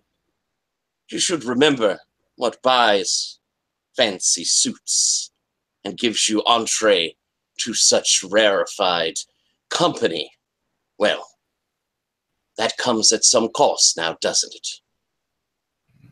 We should remember things are changing, but some things do stay the same. Oh, don't worry, sir. Just the feel of this fine fabric on my skin reminds me of where I got it from, how I got it, how I can get more. Exactly. From me. From you. Good boy. Good boy. Oh, fuck. And I'll pat him on the shoulder and stroll away. Yeah, I'm not sure who came out on top in that. I think it was Antonio. But, I feel like I had to lower myself a lot more than I was comfortable with there. yeah, so I do think that Antonio was what the system calls the petitioner, the one trying to get something there.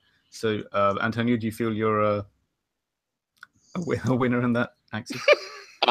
If I feel if I think that he's going to go out there and do the job I expect him to do, then yeah. Okay, cool. Right, so that is a token then to Tiago for his slight debasement, I suppose you might say. Let me just. Oh, and Antonio has 0, so we create another token. This is the thing, you can actually kind of game the system a bit against the GM to create more tokens if you want, but it takes so much thinking in advance. No one ever bothers. Okay, Tiago has 2 now and therefore can do forces. FYI, everyone. So let's have a scene from... Oh, Fortunata, left behind on the dance floor. Where do we see her next? I'm giving this Don McGill fellow a chance. I am taking him to Mama's. And I want to see what he thinks of the local music scene. And see if maybe the better rhythms of Mama's loosen up his tongue and his feet for good dancing. So I think I'd like to suggest that like Mama's right now, it's hopping right now. Definitely. And I think at night I actually have people who work the bar, so I don't have to be doing that. I can kind of circulate, right, and keep my eye on that mirror. And so yeah, there's a band, like there's a bunch of people. I think there's even like a little outdoor patio that like, so the party kind of spills out, there a little bit. And I see you come in, and I come up to you, and I'm like, what are you doing? Why are you bringing someone like him here? And I'll interject here that Don Miguel is wearing the classic kind of... His suit involves a cummerbund, It's like that. Right, exactly. Right, yeah. This figure with sticking out ears and a waxen sheen to his complexion. And says things like, well, isn't this jolly? When he looks at things, he's not... Oh my God. And I'm like... From an old aristocratic family. I'm like, he's only about like 25, but he already looks and sounds like he's half a century old. Yeah. And I kind of roll my eyes. And I kind of roll my eyes but smile because I do kind of think he's cute. But I'm like, Mama, I'm just taking your advice and my brother's advice. I'm trying to be myself and live up to my station. but also who I am is I love this music and I love this dance, and I have to see something here now. And I grab Don and I try and bring him onto the dance floor and see if he can keep up. I have no objection to this. If you want to, I mean, like, I'm not. That could be a Don Miguel thing, I guess. Yeah, I mean, the Don is a sort of what we might term in my country a soppy whelk. So he offers very little resistance being dragged onto the dance floor. But as to your question, can he keep up? No, he can't at all. No. He's sort of there, kind of lamely going, what is this? This is it's a tremendous rhythm. Can't quite seem to. How does one put one's feet? Is it here and then? Oh dear! And at some point he's had someone bring him a martini, which is completely inappropriate, and that goes everywhere. And then, it's just he's all elbows, and he keeps getting people in the ribs by mistake. Oh, I'm quite sorry. Pardon me. I really yeah. So that went great. How long do you maintain this? How long do you keep trying?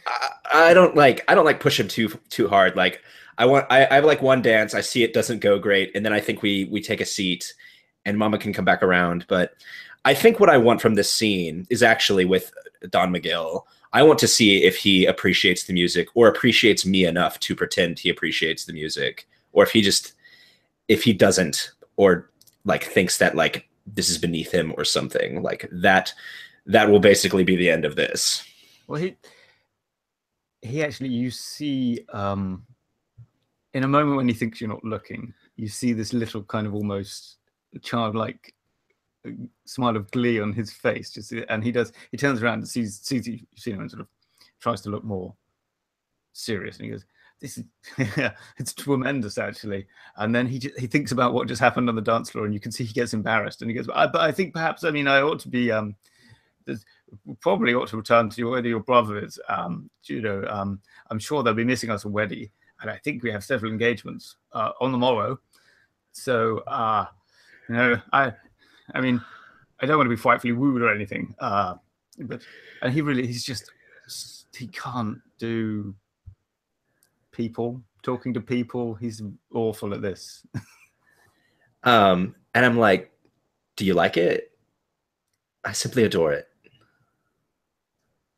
I mean, I must say I find it a trifle odd, but I certainly see the appeal. There's tremendous joie de vivre about the whole milieu.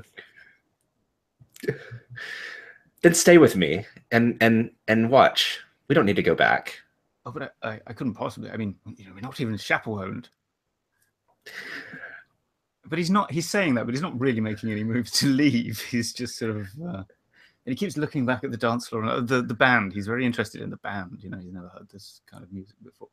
And I wave Mama over, and I'm just gonna get us like some like some light food if they're still doing food and drinks, because like we're not leaving, we're getting established. All right. I think that might be the scene then. You guys receiving your drinks, and yeah. Okay, cool. I guess that's what you wanted. Yeah, I guess so. That is what I wanted. Yeah. Cool. He appreciates this in a way that I similarly appreciate it, and he stayed. Yeah, he's a total dork, but yeah. I just want to wrap Don Miguel in a blanket and give him a cookie and just pat him on the head like, "It'll be okay, buddy." It's not going to last 5 minutes in this city, but yeah. All right, let's hear from. Yeah. What is Tiago up to now? I mean, he's been kind of kicked out of one ball, and he's not at Mama's. Well, he might turn up, I guess. What's Tiago doing tonight?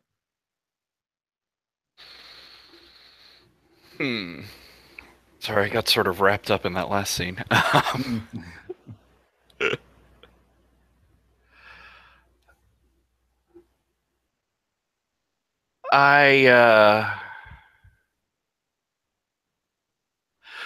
think Tiago is sort of been planning something up. And Antonio, I imagine like you and your revolutionary buddies or whatever. Like you have a sort of campaign center, a sort of like office where you're working things from.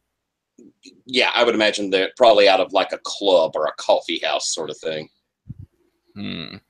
As in a gentleman's club, not like a disco. Yeah, I got you. Yeah, I've been working up a plan to rob from the campaign club there. I'm not sure exactly how to frame out this scene though. Well, luckily there is. You'd be surprised how often this came up in playtesting. So there is a dedicated breaking and entering move if that's what you have in mind. Oh wow! Okay. So, every goddamn game. Let me see if I can find it.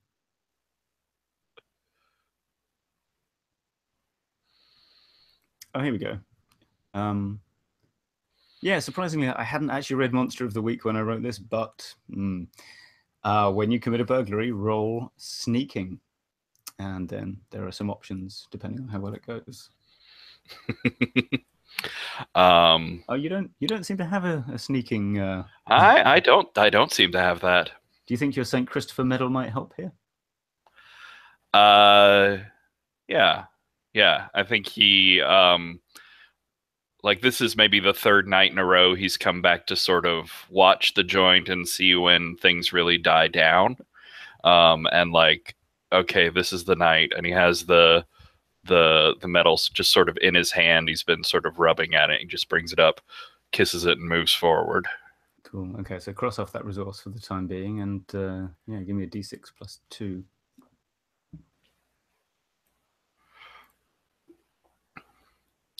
All right.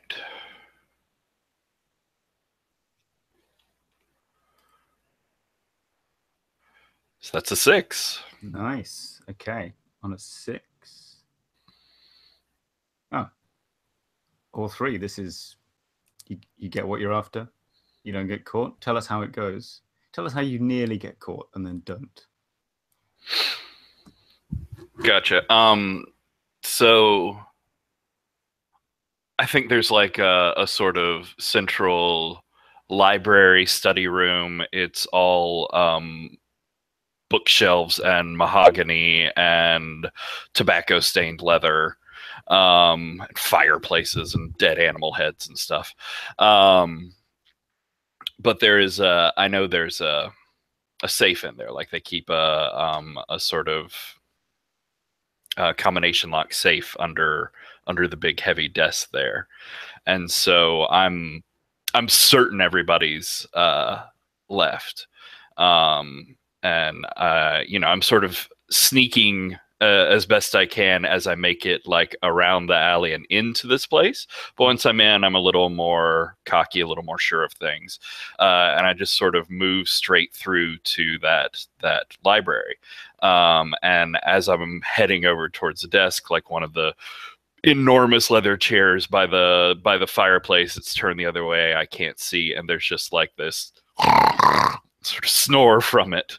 Like there's one rich old bastard that's just like fallen asleep in the club, and everybody forgot about him. And so it becomes much more of a sneaking thing. I think that frightens me, and like I almost knock over a lamp on a desk that's like on its edge, teetering as I'm on one foot, having grabbed it, sort of thing. I managed to sneak it back up on its thing, and quieter and more carefully now make it over to the desk. I've managed to position myself to see this combination once or twice, and I'm not quite sure on the last number, but I'm pretty close. And I think after a couple of tries, I managed to get it open, and there is the future that I'm looking for. And what is inside there, or would you like to just reveal that at a later time? That's up to you. Yeah, because I'm sort of torn between like just straight up money, or maybe something crueler, like something to blackmail Antonio with, or something like that. Yeah, I think maybe the latter seems like a more fruitful thing to get, and of course you could convert that into wealth by talking to Antonio's enemies later on fairly easily. So maybe let's just have you grab a couple of ledgers or small files that are kept in there, and we don't see what's inside just yet. How about that? Cool. Cool. Nicely done. And yeah, if you want to get the use of that resource back in future, you'll have to call a scene where, I don't know, I guess praying to St. Christopher might be a suitable way to refresh that one, but we'll see. Yeah, all right. And next we have Mama. So I think I'd like to advance time just a little bit, if that's okay. Maybe like I'd like to advance to a time where maybe Don Miguel and Fortunata had been kind of appearing at the bar a little bit more often. Maybe Don Miguel's trying to become something of a fixture in the community, or he's in the community a little bit, right? Maybe it's hapless, maybe it's not working out great, but he's around. And what I'm interested in doing, I think the scene is basically me looking at the bar early in the day.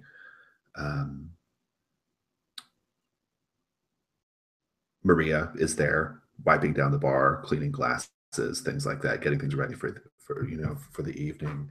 And there are I think we just see there's just like sort of a lazy early morning light kind of like pouring through the front. And I've got Elise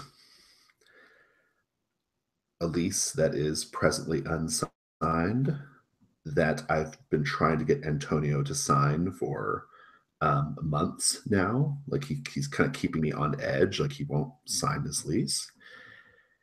And I'm wondering what I can do to leverage Don Miguel against Antonio. And I think what I'd like to do is my where everybody knows your name move, and basically like chat up a local to find out like what Don Miguel has been up to these last weeks, weeks and days. Okay. Well, sure. Go ahead and roll business for me. So adding your bonus if you feel the need. You might as well. Yeah, I'll do it. Yeah. And so 6 with the bonus. Up to 3 questions from that list. Indeed. Are you ready? Do you need a minute or? I think I'm good. Yeah, go on. Okay. What or who do they love best? Don Miguel loves best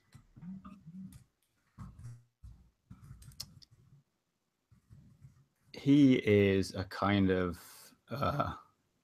riding in the country, solitude of nature, composing poems while walking on hills over lakes kind of guy. And he really has been missing his estate at home in Extremadura. And that kind of scene, if he could get that in Brazil, that might make him stay. But that's what he's a kind of solitary guy, and he loves that, being out by himself, looking at trees and flowers and things. What have they been doing lately in the community? I'm kind of curious about. Well, he has been taken to dinner a lot by Antonio. I think that's fair to say, right? And there's some kind of, he's been signing lots of kind of deals and making and receiving loans for like a silver mine and stuff like that somewhere in the interior. But more notoriously, he's been showing up at your place all the time and going around the whole Boho Lapa district with Fortunata. And sometimes, though she doesn't know this, with other people.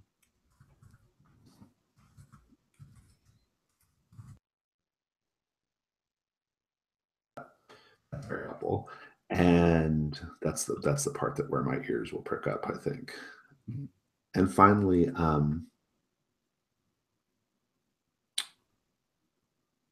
who do they know, like, and or trust? Well, so let's establish that you know that he likes Fortunato, though you saw them together, but you know that for a fact. Worryingly, he trusts Antonio. Hmm. That's kind of it. Antonio is the one that got him to Rio. He doesn't really know anyone else in those circles. I mean, he's met them at parties now, but the person he actually knows, believes in, is Antonio. Okay, perfect. I think I'm done. Okay, it's actually, I kind of should take a break here, but there is one more person to go. So do we want to do Antonio's scene and then take a break? Or If you want to go ahead and take a break, that's fine. We can hit me afterwards. Okay, sweet. All right, let's do another kind of 3 to 5 minutes and come back. Okay, thanks.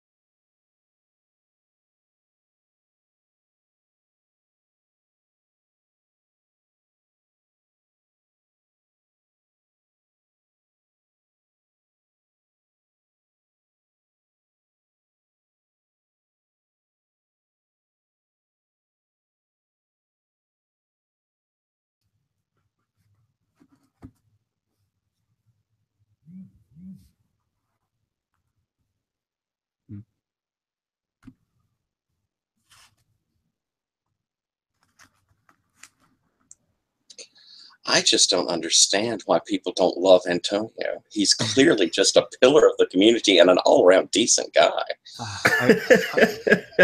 I love it when he's on screen, but I don't think I could ever bring myself to love him. He is someone like that you love to hate so much. Yeah, I'm just gonna say that like I'm loving everything about this. Like the session is giving me everything I need. So this is great. This is cool. Been amazing so far, yeah.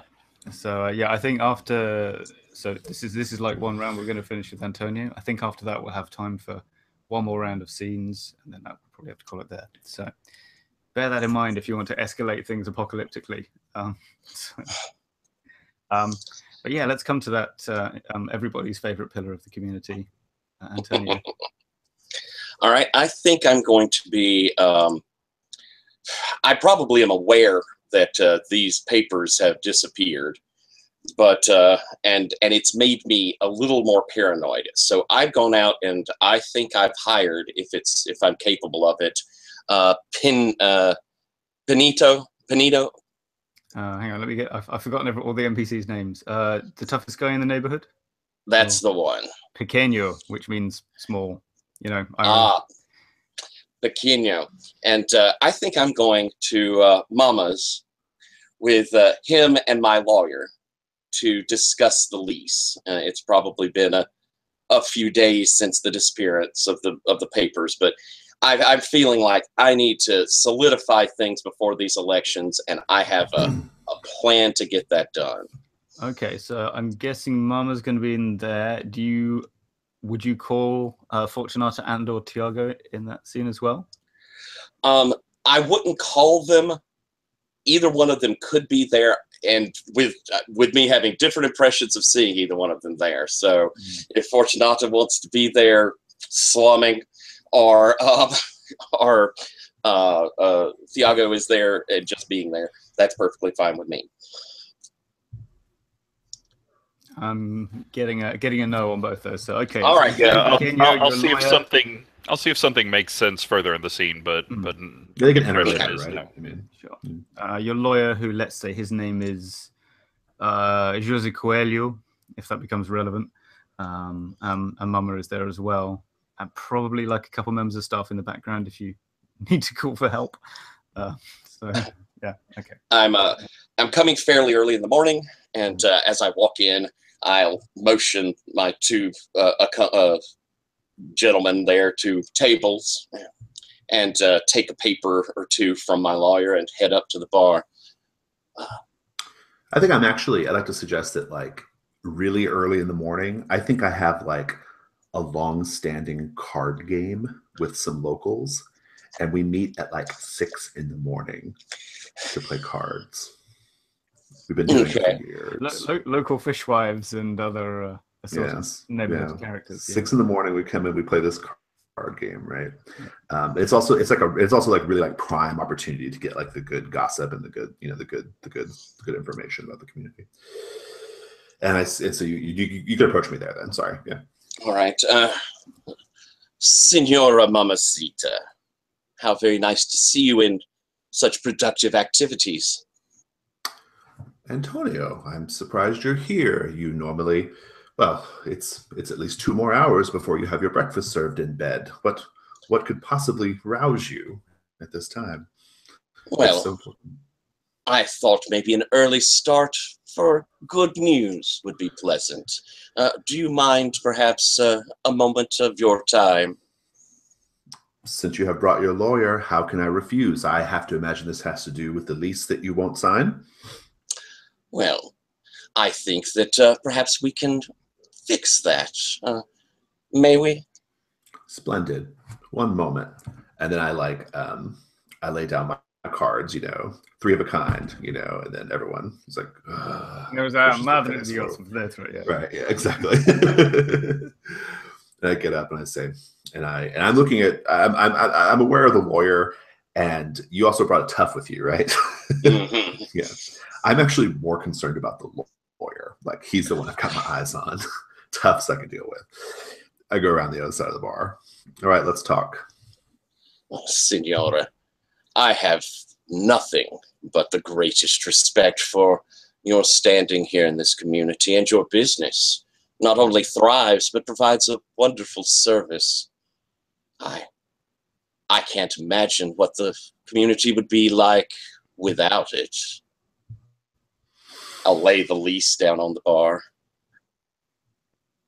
I think that perhaps we could arrange something that might be beneficial to us both. You'll notice your lease has a lower rent here. Merely a pittance, in fact.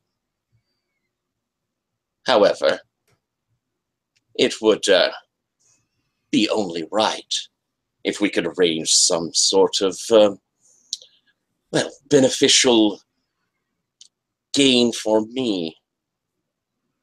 Elections are coming up very soon, Signora Finesca, and you have a very loud voice in this community. I don't do politics. You know that, Antonio. Well, perhaps you could make an exception. A small gathering here. Your patrons, I would, of course, provide refreshments at a considerable markup, even. A small rally, an opportunity for the locals to meet the man standing for Parliament. And in exchange, you're going to let me have this lease at these very generous terms. Yes, you see, 10 years. 10 years is, well, it can be a lifetime now, can't it?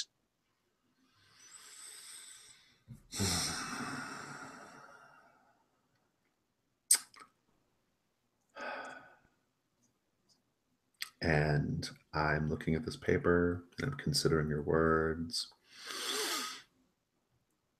And I kind of lean forward and I say, I have a counter offer. You're going to sign this lease, this generous 10-year lease. And in exchange, I won't let people know that your sister is being stepped out on by Don Miguel, thereby bringing intense shame and embarrassment to your entire family. Signora, you play a very dangerous game. This is not the same as cards with old wives. I don't know. Isabella, she's pretty mean with cards. She'll take me for the tip jar every time if she gets a chance. It would seem you have a certain amount of leverage, and my sister has often been a problem. Truth be told, you may be just one fire I find myself having to put out. How about we, and I'll reach in and pull out one of those fancy new ballpoint pens. How about we, and I'll just mark straight across the rent, the whole amount. The rally, your silence, and 10 years of nothing but profit, Mamacita.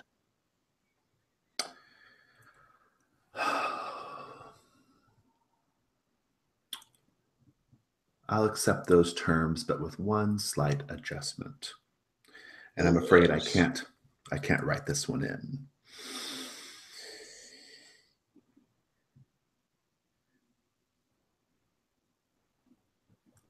You run Tiago out of town. And support Your son-in-law. And support me in getting Maria's marriage to him annulled. He's been useful to me over the years, but I do question some of his motives.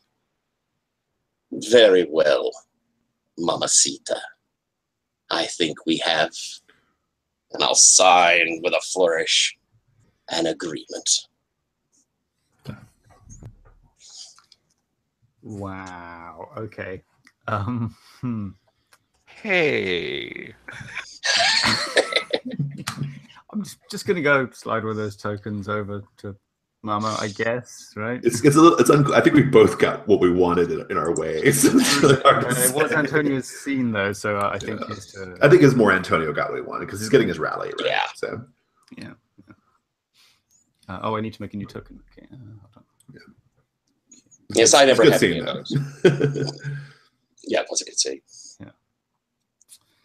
Wow. Okay, so it's my turn. And my scene will be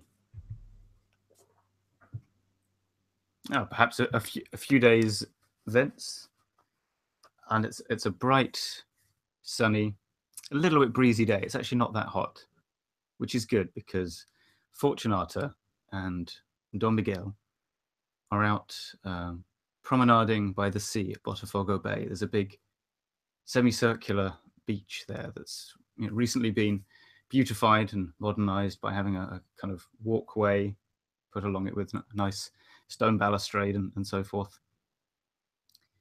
And so Fortunato, I imagine, has a little parasol and stuff. And Don Miguel is still slightly overdressed for the weather, so he's sweating a bit and mops his brow with a silk handkerchief from time to time. And yes, it's just a very peaceful, delightful scene. Sugarloaf Mountain is there in the distance to look at, and other couples and well-heeled families are also in small groups walking up and down. You hear the cry of the seagulls. Every so often a tram goes past, the mule that pulls it clip-clopping away. In the distance is a sort of old jetty where some kids are laughing and running and jumping into the water. They're actually street urchins who live in a warehouse at the end of that jetty, but that doesn't really spoil your enjoyment of the day. What are you thinking about at the moment, Fortunato? Don Miguel hasn't really said anything for a while. He's just sort of strolling along beside you, one arm given you to hold on to.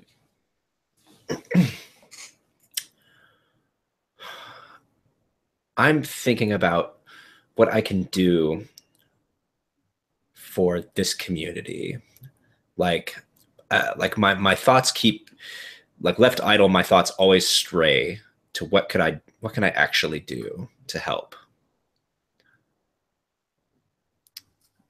After a while, Don Miguel finally sort of gets up to, he does that. He sort of coughs a few times as if he's about to speak, which is him working his way up to actually speaking. And eventually you are looking at the mountains, and I should mention at this time, actually, there are slightly more mountains around in Rio than there are now, because they kind of demolished a lot of them later. And he just says, yes, it really is so pretty here, the countryside. We don't have anything like this in Spain, But I do miss it. And have you ever thought, for Fortunato, about visiting Spain? I'd love to show you the size of Extremadura, and Madrid is, well, pleasant enough as well.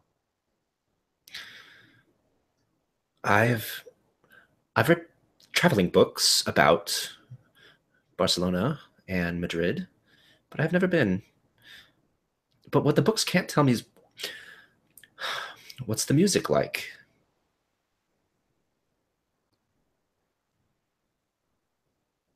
Tolerably good. No, we have wonderful.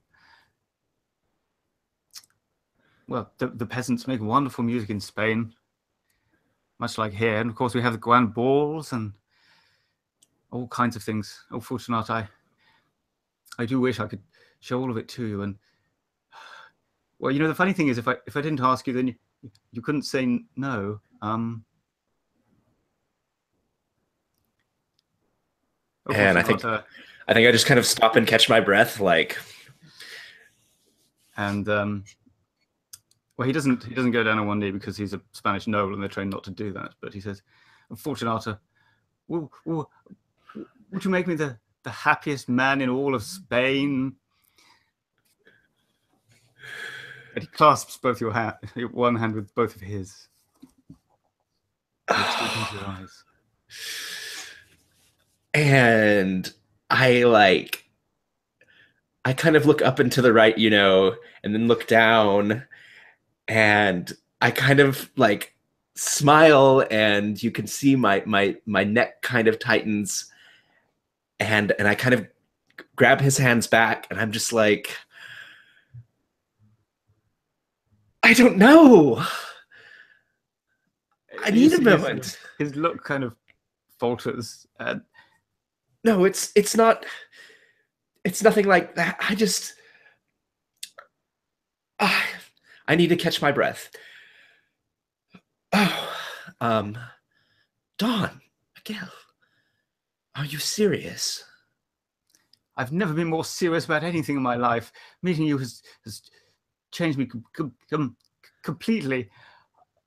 Oh, Fortunata, do say you'll marry me. Do say you will. But all my things are here. What? We'll ship them over, and we can visit. The steamships are tremendously fast nowadays. Oh, I just don't know. My whole life, everything I've known is here. Oh my.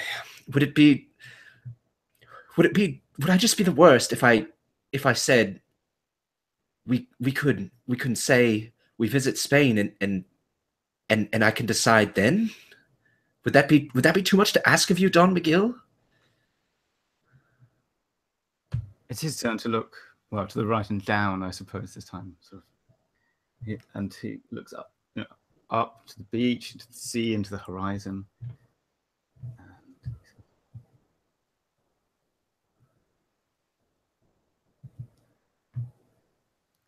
Oh, Fortunata, I just know that once you've seen what it's like there, then you'll love it as much as I have ever since I was a boy. Of course.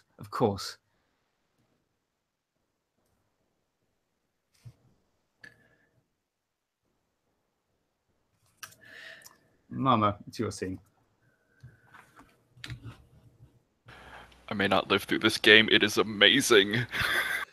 All right, let's see here. Let me take a look at my notes and find out what I might be kind of wanting. I'm trying to really let these notes about the other characters guide what I do. But I need to think about it for a minute. Because I feel like I'm kind of getting what I want out of the Tiago situation, which is out of our lives. And I've got what I want from Antonio. The Fortunata thing won't respect me or my regulars because she is oblivious. Gosh, that just feels so like small ball for where we're at right now in the game.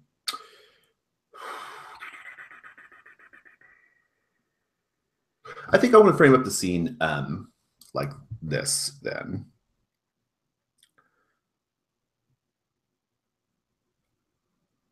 I think the scene is going to be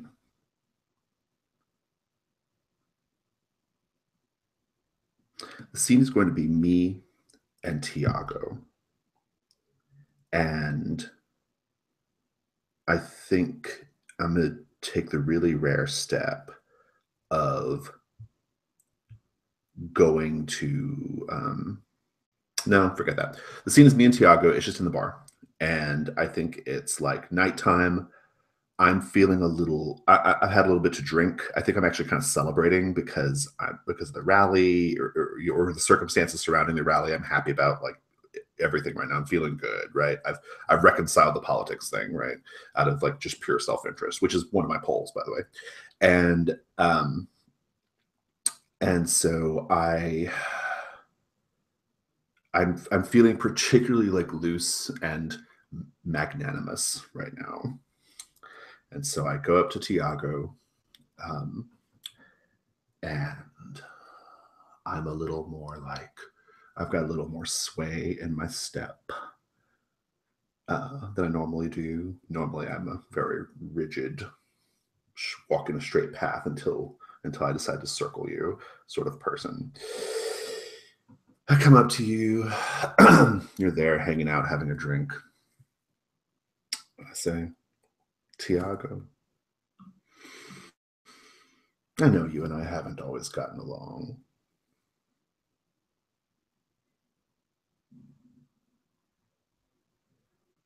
I can't hear you, Patrick. No, I was just laughing at like that was the end of your sentence. Yeah, exactly. That was it. Like, Tiago is there. He looks nicer than he has. He's in like more expensive, newer clothes than you'd normally see him in. Nothing like that. Nothing like the ball outfit. But it's like a silk shirt and like crisp new white linen pants sort of thing. And he sort of smiles at Mama as she comes up and she's swaying, and he like matches her sway. And says, oh, "Hi, Mama, you look almost ready to dance." And he'll grab you around the waist and give you like a single twirl around. I'm like, let's not get crazy here. I know we haven't always gotten along, Tiago. I mean, you're basically a thug and a worthless piece of shit who just happens to have captured my daughter's heart. Wow. Your mean old bitch is sitting on a pile of money. As ordained by the gods.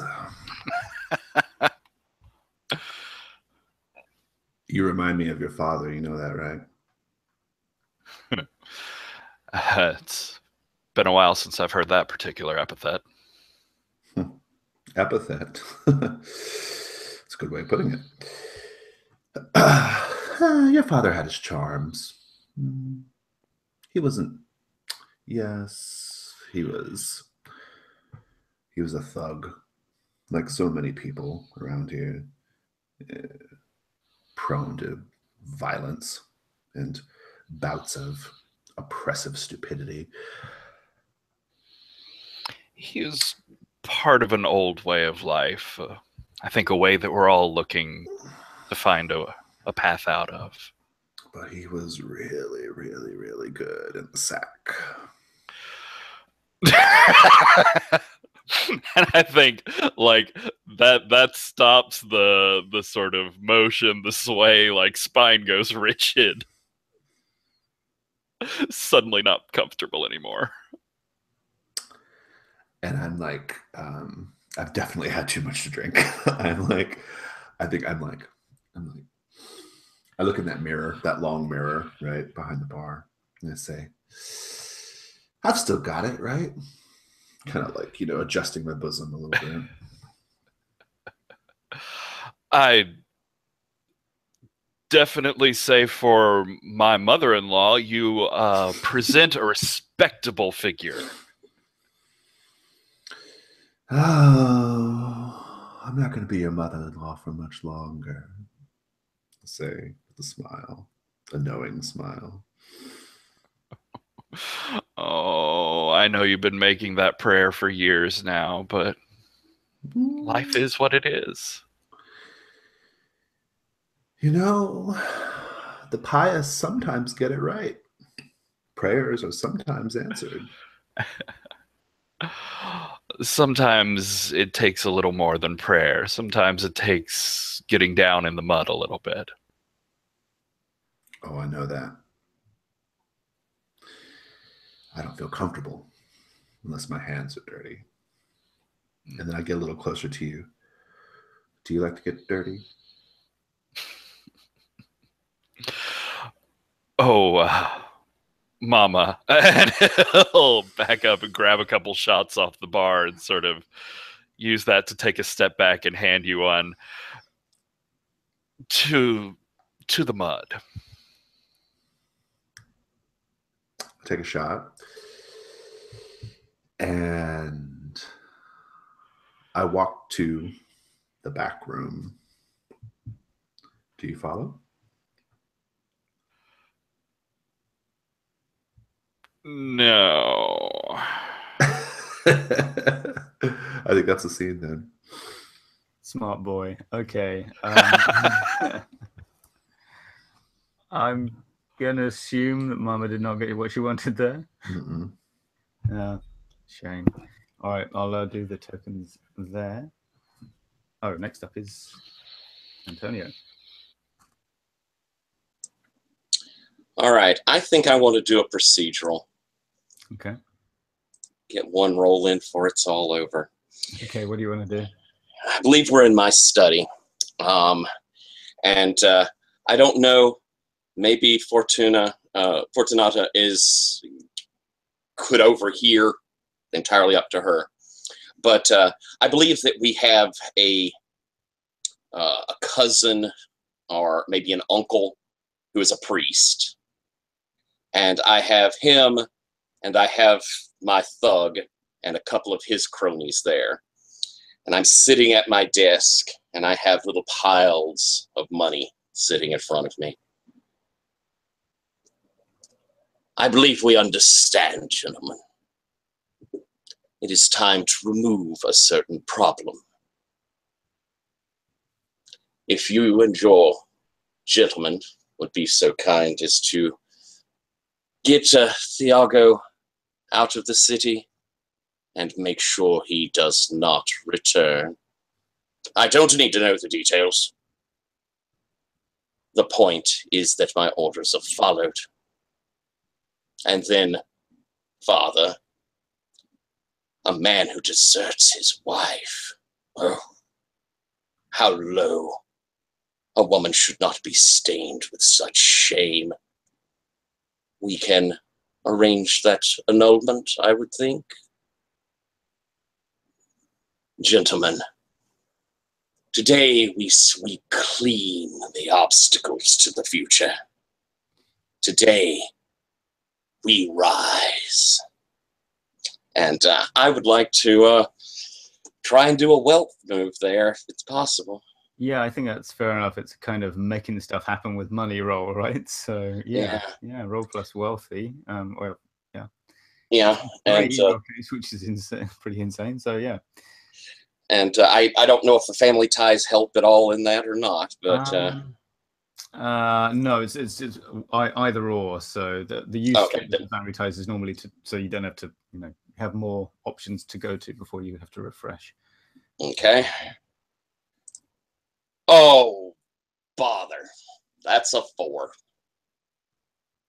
Well, I think that's quite easy for me to adjudicate, which is that everyone goes to do all the stuff that they're supposed to do, except that Thiago gets wind of the goon squad coming before.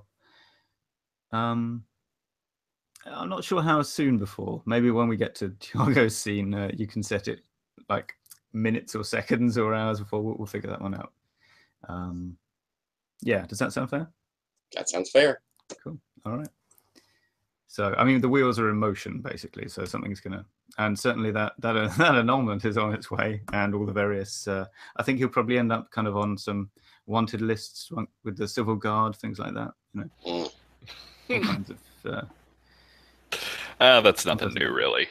Well, yeah, that's true, actually, but we'll see. Oh, okay, well, you get to decide right away. Thiago, it's your scene.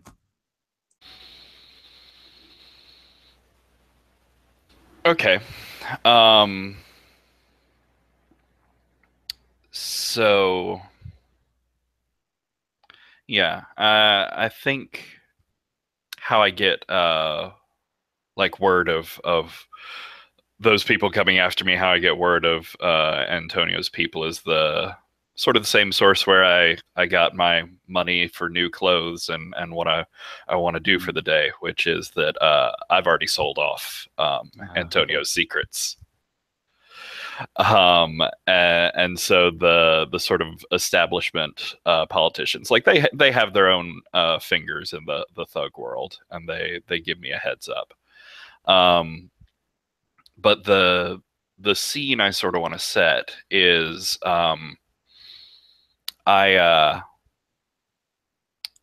find Fortunata, maybe like that same day from the proposal, maybe like the next night or something. But she's sort of wandering, I think, a bit like very unsure of what to do with herself. And I pick her up. I sort of talk her into a whirlwind night of like, we're going to a great restaurant and we're going to go to some really like swanky places to dance, not the dances we did at the ball, but you know, like street places, but really nice and sort of enviable to go to. And I think we go to a show along the way, and he's sort of trying to show her that he thinks he gets it now, that she wants stability, but not from the same source that she's always gotten it. Like, he's showing her that he can give her the best ends of the sort of rich street life that she's looking for. And I think probably where the drama moment hits is somewhere in maybe like a restaurant or along the dinner there, where and I wish this was smoother and we'd had more scenes to set this up, but like Maria, my totally unmentioned wife, shows up with Mama's gun and a head full of rumors. Okay, yeah, let's talk about Maria. Yeah, has anyone mentioned to her that she's about to have an annulment? Yeah, that's the thing. I don't think Maria's been let in on Mama's thinking at all, right? Because like out of character, Mama's once, and I think that's what Antonio was setting up. It looks like Tiago abandoned his marriage and abandoned his responsibilities, right? So, and I think like Maria's been getting the same sort of rumors from her friends who have seen me out and chatting up and flirting with Fortunata, and who knows how many women before that. Yeah, do my work for me. Do our work, Antonio, for us. Oh, don't worry. It's a really public place. There's still a chance that something horrible happened to Maria in the process. So yeah, let's talk about Maria. I think she's like well, she looks like a kind of younger version of her mum, pretty much. So the same. Well, she looks particularly stern right now. The gun is not like, she's done that. She's covered it in a shawl or something, right? But you can tell it doesn't take a genius to figure out what she's got there.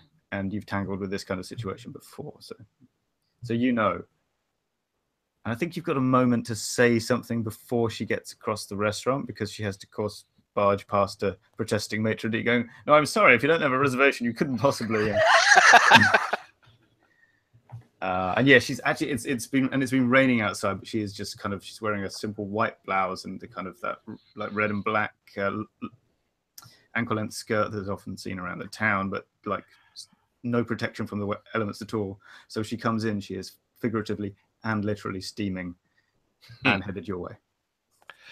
I do sort of the head whip back and forth between her and Fortunata a couple of times, and I just sigh and say to Fortunata, maybe this is a good opportunity for you to see what I'm trying to get out of. I really think I should be off. No, this is nothing. I'll clear this up. You wait, we'll be back to things. This won't even interrupt the evening. Yes, well, I'll go powder my nose if it's all the same to you. Okay, so are you making a sharp exit for the time being? Yeah, I think so. Yeah, and so yeah, Maria doesn't arrive until you've made good your escape. So yeah, then Maria's just there at your table. Tiago's like, "Who is that?" That's no one. You know I've been working for Antonio. I've been babysitting his little sister. Oh, really? Had you been babysitting Sylvia Montero from across the fish market? Sylvia likes to spread stories Sophia when she Carvalho? gets drunk. Yeah. Well, you know, we grew up together. It's just it's memories of the old times. Oh, clearly. I I've just about enough of you, Tiago. I've had enough of the staying at home, these late at night waiting for you to come back, and you don't. I've had enough of the lies. Maria, sweetheart, you know I'm out there. I'm working for us. I'm trying to give you a life that you want. You think this is what I want? You think I want to stay home imagining what you're getting up to? And why? Is it because it's not my fault? I don't think things didn't happen the way that we expected. It's fine. If you could just calm down. There's people watching. That's the point. And she pulls the little revolver from under her shawl. And it's not entirely clear where she's going to point it just yet. It's fine. Just stop. We can talk about this. You're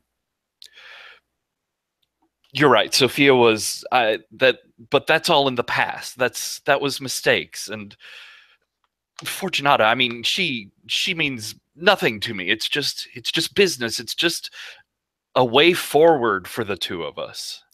By the way, Fortunata, you totally heard that from slightly off camera.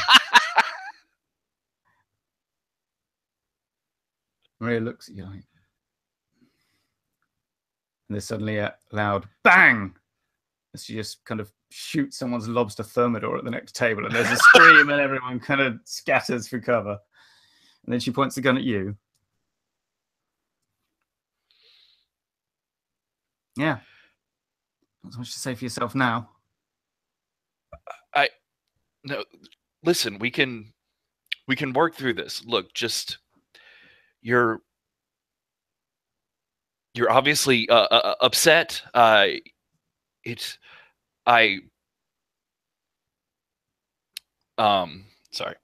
Are you gonna try and grab her or her weapon, maybe, or are you gonna try and talk your way out of this?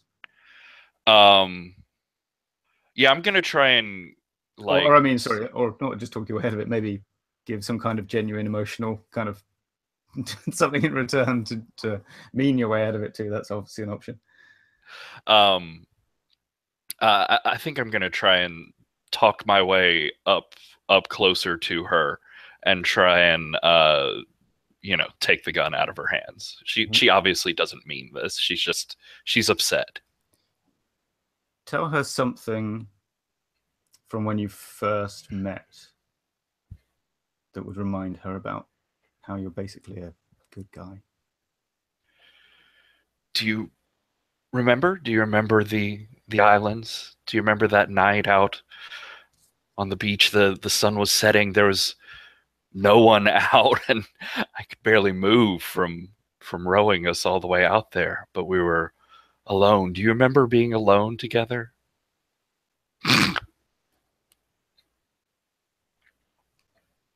Yeah, I remember. Good. Okay, Fortunato, it's your scene. Well, I'm out of there. You can get that gun off her, by the way. Just film. Yeah. Go on. Sorry, go on, David. I think that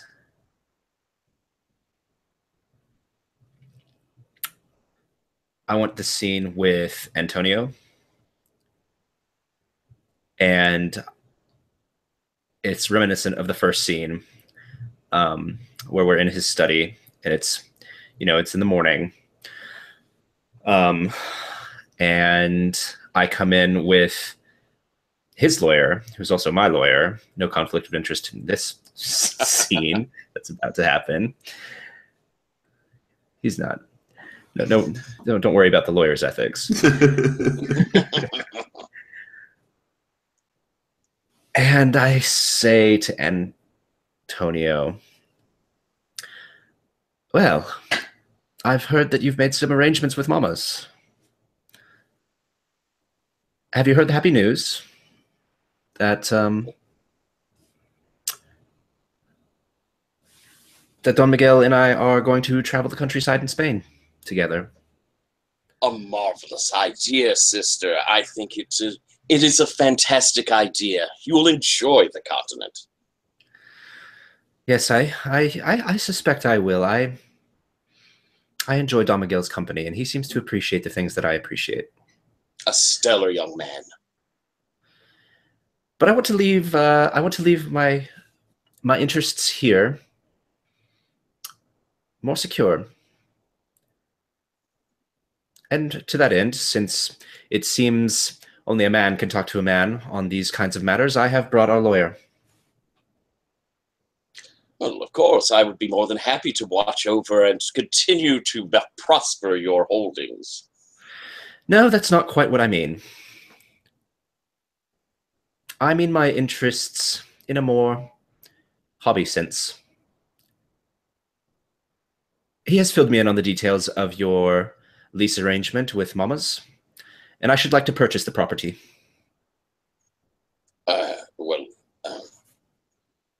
I feel that it is important to maintain her lease, but it is something that you love, and I think that I am happy to give it to you, my sister. You have been so accommodating lately. Very good, then. You just want to make a gift of it? A gift, perhaps a wedding gift? Well, let's not get ahead of ourselves now, but I would like to secure that interest now. Well, that seems fine, Fortuna. I'll pull out my fancy ballpoint pen. And yeah, I mean, if you sign it over to me, I mean, free and clear, and the lawyer signs on too that he witnessed, that'd be great. I was willing to give you lots of money for it, but I'll just take it. It's just a bar in a barrio. But I will sign and lean in close and kiss you on the cheek, sister. I knew that we would both be happier when we came together. Yes, well, best of luck in your political aspirations. I'm off to see the mainland, I suppose. It is a new day in Brazil. And yeah, I think that's the scene. Like, the only other things I would establish are that, like, I would let Mama know that she has no obligation to Antonio anymore. She doesn't even have to pull the rally anymore. And I would also probably let Iago know, like, I'm going to Spain. Okay. I don't think I'm going to call another scene, but perhaps we could have a quick one shot of each of you in closing, just doing something that shows your situation now. You know, no dialogue or anything, just whatever we might see you doing as the end credits roll. Let's go right to left. So, Antonio. All right. I think we see Antonio busily working to promote his candidate and making his deals. The rally, provided Mama doesn't cancel it, would be there. If not, he's probably pissed off, but having to have it in the street. And he's just feeling great. unbelievably confident. It seems like everything's going exactly his way. And as you know, the people are chanting for his candidate, we see one of his political rivals come walking up with a folder and a thin smile on his face as he taps him on the shoulder. And I think that's just scene. That's it. All right. Tiago. So I think the scene is Tiago standing at the docks. He's got like a packed bag over his shoulder, and at his feet there's like a bouquet of flowers that's just been like scattered on the ground, and there's a livid handprint on the side of his face. And he's staring sort of at the boat where Fortunata and Don Miguel are heading off for their tour of Spain, and just like kicks at the roses as he walks away, like up onto his new horse that he's gotten with his newfound money, and heads out of town. All right. Mama? I think we just see Mama like with her new windfall from her favorable lease term. I think we just see her like with a group of lawyers at a shiny brand new bar, and still in the middle of construction also as well, signing the deal for franchise lots Nice. to a different part of the town. And Fortunata. I think that we see her sometime later back in Rio. It didn't work out. She's at Mama's number one, and she is sitting in that same place that she always sits, listening to the music with a small smile on her face and kind of tapping along and nodding along. Nice. And that, I think, is the end. We've run slightly long, but thank you very much. You guys are the best. I'm going to hit stop.